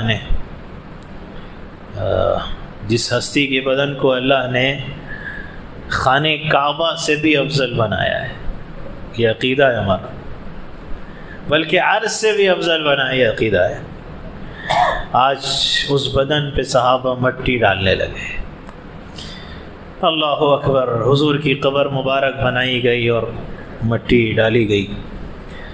واقعی حضرت علی جب غسل دے رہے تھے نا، حضرت علی پانی ڈال رہے تھے، حضرت علی کہنے لگے یا رسول اللہ، یا رسول اللہ، اگر آپ نے ہمیں صبر کا درس نہ دیا ہوتا تو ہم دنیا کو رو کے بتاتے کہ کیسے رویا جاتا ہے، اور دنیا کو غم دکھا کے بتاتے کہ کیسے غم کیا جاتا ہے، تاریخ یاد کرتی، لیکن آپ کا درس ہے اس لیے ہم صبر کرتے ہیں۔ مٹی ڈالی ہے، قبر بنا دی، روزہ۔ جب صحابہ واپس آنے لگے تو حضرت فاطمہ ملی، کہنے لگی واہ ابتا واہ کربتا واہ ابتا واہ کربتا، ہائے میرے ابا جان، ہائے میرے ابا جان۔ اور پھر کہنے لگی الیوم انقطع عنا الوحی وإلی جبرائیل ننعا، آج تو وحی کا سلسلہ بھی ختم ہو گیا، آج تو جبرائیل کا آنا جانا بھی بند ہو گیا۔ اور صحابہ کے مجمع کو چیخ کے کہنے لگی کہ کیف طابت انفسکم ان حسیتم علی رسول اللہ التراب، کس جگر سے تم نے آقا کے بدن پہ مٹی ڈالی ہے، تمہارے جگر نے گوارا کیسے کیا کہ میرے ابا جان کے بدن پہ مٹی ڈالو، گوارا کیسے کیا؟ صبت علی مصائب لو صبت علی الایام سرنا لیالیا، آج فاطمہ پہ ایسے مصائب اور غم کا پہاڑ ٹوٹا ہے کہ اگر وہ دن کے اجالے پہ بھی ٹوٹ جائے تو وہ رات کی تاریکی میں تبدیل ہو جائے۔ تو وہ غم اور صدمہ تھا، اس کا اظہار کیا ہے، اور اس طرح واپسی ہوئی ہے، اور حضور اکرم صلی اللہ علیہ وسلم کی تدفین سے صحابہ فارغ ہوئے ہیں۔ تو یہ آقا کی وفات ہے، ولادت کے وقت بھی پیغام ہے تو نماز کا ہے، رب کی بارگاہ میں سجدے کا ہے، وحدانیت و توحید و شہادت کا ہے، جاتے وقت بھی پیغام ہے تو نماز کا ہے، رب کی بارگاہ میں سجدے کا ہے، اور امت کے لیے فکر ہے کہ قیامت کے جانے تو فکر یہ کہ امت کا میرے بعد کیا ہوگا۔ واقعی اگر یہ بات نہ کرتے تو پتہ نہیں کون بندر ہوتا، کون خنزیر ہوتا، کون کتا ہوتا، کون بھیڑیا ہوتا، کون سانپ اور بچھو ہوتا۔ آقا جاتے جاتے قیامت تک کی امت کے لیے فیصلہ کرا کے چلے گئے۔ محبوب فکر نہ کرنا، آپ کے بعد آپ کی امت کو تنہا نہیں چھوڑیں گے۔ ارے اب یاد کیا تو حشر کے میدان میں تو چھوڑتے نہیں، وہاں بھی یاد کریں گے۔ حوض کوثر پہ جام کوثر لے کے انتظار ہے، آئے اور میرے امتیوں کو میں کوثر پلاؤ۔ اور وہاں جب حضرت آدم بھی نفسی نفسی کریں، حضرت ابراہیم بھی نفسی نفسی کریں، حضرت موسیٰ بھی نفسی نفسی کریں، حضرت عیسیٰ بھی نفسی نفسی کریں، حضرت نوح بھی نفسی نفسی کریں، حضرت موسیٰ بھی نفسی نفسی کریں، حضرت مریم بھی نفسی نفسی کریں، تو وہاں جب ہر ایک نہ ماں کو بیٹے کی فکر ہے، نہ بیٹی کو اماں کی فکر ہے، نہ میاں بیوی کو دیکھے، نہ بیوی شوہر کو دیکھے، تو جہاں ہر طرف ہنگامہ ہوگا نفسی اور نفسی کا، جہاں ہر طرف ہنگامہ ہوگا نفسی نفسی، میں کسی کا نہیں اپنا سوال کرتا، میری جان بچ جائے، میری جان بچ جائے، تو اس ہنگامے میں خاموش آواز آئے گی جو سارے ہنگامے پہ بھاری ہوگی، اور وہ آواز سجدے کی حالت میں یا ربی امتی امتی کی ہوگی۔ جہاں ہر طرف نفسی نفسی، وہاں ایک طرف امتی امتی، تو وہ نبی جو وہاں بھی یاد کریں گے، اللہ فرمائے گا محبوب انتظار میں لوگ جنت، یہاں تک کہ روایت میں ہے کہتے عیسیٰ آئیں گے تو دروازہ نہیں کھلے گا، رضوان کہے گا جنت کا دروازہ نہیں، پہلے خاتم النبیین کو بلاؤ ورنہ اجازت نہیں، وہی دروازہ کھلوا سکتے۔ بھئی وہ آتے ہی نہیں، کیوں؟ کہ جب تک میری امت کا حساب و کتاب نہ ہو، فیصلہ نہ ہو، میں نہیں جاؤں گا جنت میں۔ تو وہاں پھر حضور فیصلہ کروا کے پھر آگے امت کو لے جائیں گے، اور تبھی جنت کے دروازے کھلیں گے۔ تو وہاں بھی آقا ہمیں یاد کریں گے، دنیا میں بھی یاد کیا، جاتے وقت بھی یاد کیا، حشر کے میدان میں بھی یاد کریں گے۔ لیکن افسوس کہ امت محبت کے دعوے کرتی رہی، عظمتوں کے ڈنکے بجاتی تو رہی ہے، لیکن اطاعت سے محروم رہی، آقا کی صورت و سیرت اور کردار کو اپنانے سے دور رہی۔ تو آقا کے سانچے میں اپنے آپ کو ڈھالنا، صبح شام اور دن رات کے اوقات آقا کی زندگی کے مطابق بنانا، نظر پڑے تو لوگ کہیں کہ محمدی جا رہا ہے، محمدی کردار کا مالک جا رہا ہے، محمدی رفتار کا نمونہ جا رہا ہے، محمدی گفتار کا پیکر جا رہا ہے۔ لوگ دیکھتے ہی یہ کہیں، نام پوچھنا پڑ جاتا ہے بعض مرتبہ، کیا نام ہے تاکہ پتہ چلے غیر ہے یا اپنا ہے، تو ان کو نمونہ بنائے، صورت بھی بنا لیں، سیرت بھی بنا لیں، صورت بھی بنا لیں، سیرت بنانے کی بھی کوشش کر لیں، صورت بھی بنا لیں گے تو اتنا تو کہہ سکیں گے جیسے حکیم الامت کے خلیفہ خواجہ عزیز الحسن مذہوب رحمہ اللہ نے کہا تھا، داڑھی رکھتے ہیں، صورت سے کیا ہوگا؟ کسی نے کہا،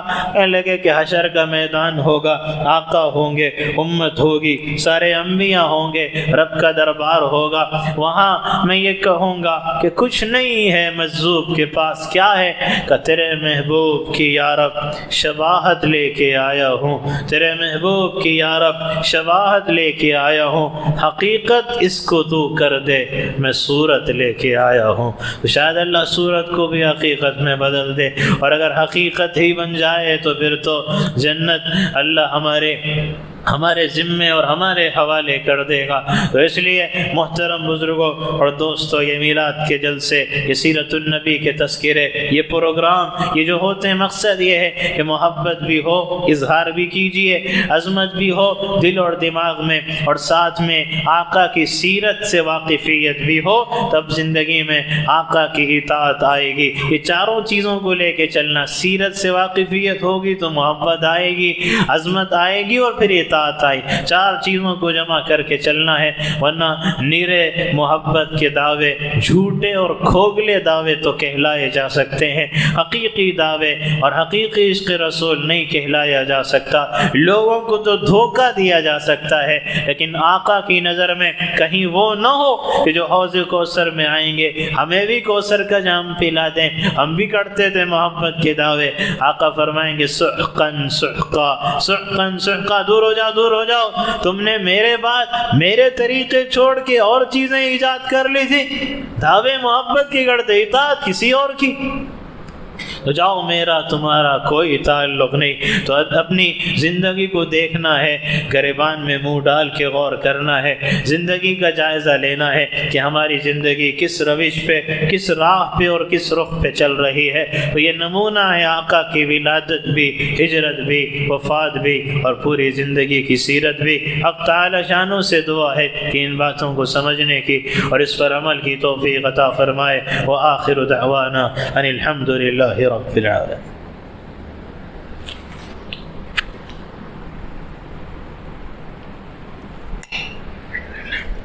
مختصر سے دعا کر لیں۔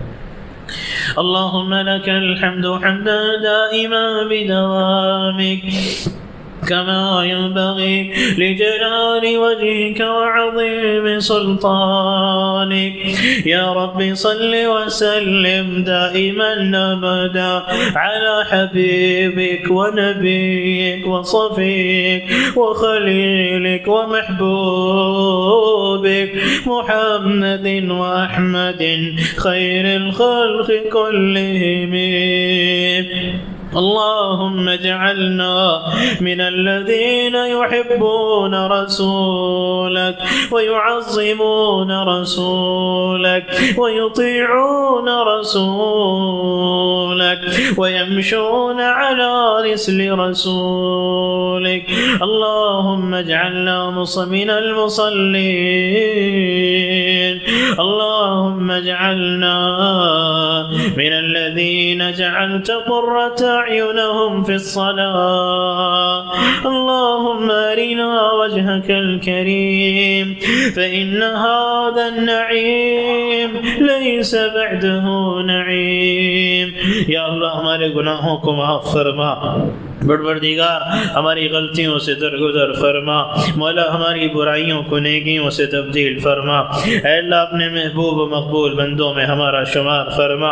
اے اللہ آقا کی محبت بھی عطا فرما، آقا کی عظمت بھی عطا فرما، آقا کی صورت و سیرت سے واقفیت بھی عطا فرما، اور آقا کی اطاعت پہ اپنی زندگیوں کو چلانے والا بنا دے۔ اے اللہ غیروں کے طریقوں پہ اور غیروں کے اداؤں پہ مر مٹنے والا اور ان کی چوکھٹوں پہ جھکنے والا نہ بنانا۔ اے اللہ ہماری تہذیب کو غیروں کی تہذیب سے بدل کے نبوی تہذیب والی تہذیب عطا فرما دے۔ اپنے محبوب کا سچا پکا عاشق بنا دے، محبوب کی سچی پکی محبت محبت عطا فرما دے۔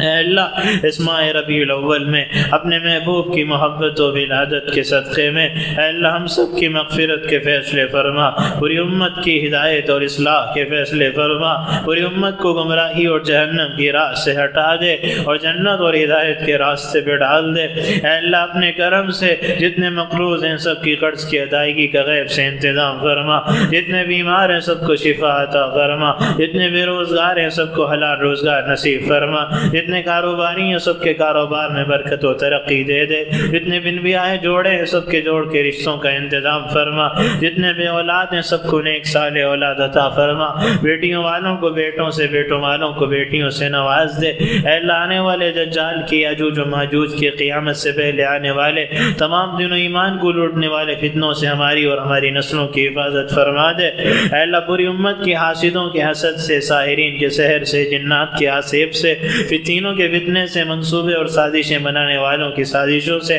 اور نظر لگانے والوں کی نظر لگ جانے سے پوری امت کی عزت کی، جان کی، مال کی، آبرو کی، مردوں کی، عورتوں کی، بچوں کی، جوانوں اور بوڑھوں کی، دائیں بائیں، آگے پیچھے، اوپر نیچے، ہر طرف سے حفاظت فرما دے۔ اے اللہ ظالموں کی پکڑ فرما دے، مظلوموں کی مدد فرما۔ اے اللہ مدینے کی موت عطا فرما، جنت البقیع میں دفن ہونا نصیب فرما، بار بار روزہ اقدس پہ حاضری کا شرف اور بیت اللہ کی زیارت کا مقام اے اللہ حج عمرے کی نسبت سے عطا فرما دے۔ اے اللہ جو بلا اور جس وبا میں امت گرفتار ہے، اس بلا اور وبا اور اس فتنے سے امت کو نکال لے، اور جتنے دنیا سے چلے گئے سب کی بھرپور مغفرت فرما دے، سب کے درجات کو بلند فرما دے، اور سب کی قبروں کو جنت کا باغ بنا کے آخرت کے تمام مراحل و منازل کو آسان فرما دے۔ اے اللہ ہم سب کو اور پوری امت مسلمہ کو اپنے اپنے وقت پر ایمان کی محنت کرتے ہوئے، ایمان کی حفاظت کرتے ہوئے، ایمان کی دعوت دیتے ہوئے ایمان پہ خاتمہ نصیب فرما دے۔ اے اللہ اپنے کرم سے جتنوں نے ہم سے دعاؤں کے لیے کہا یا متوقع ہے یا ان کا ہم پہ حق ہے،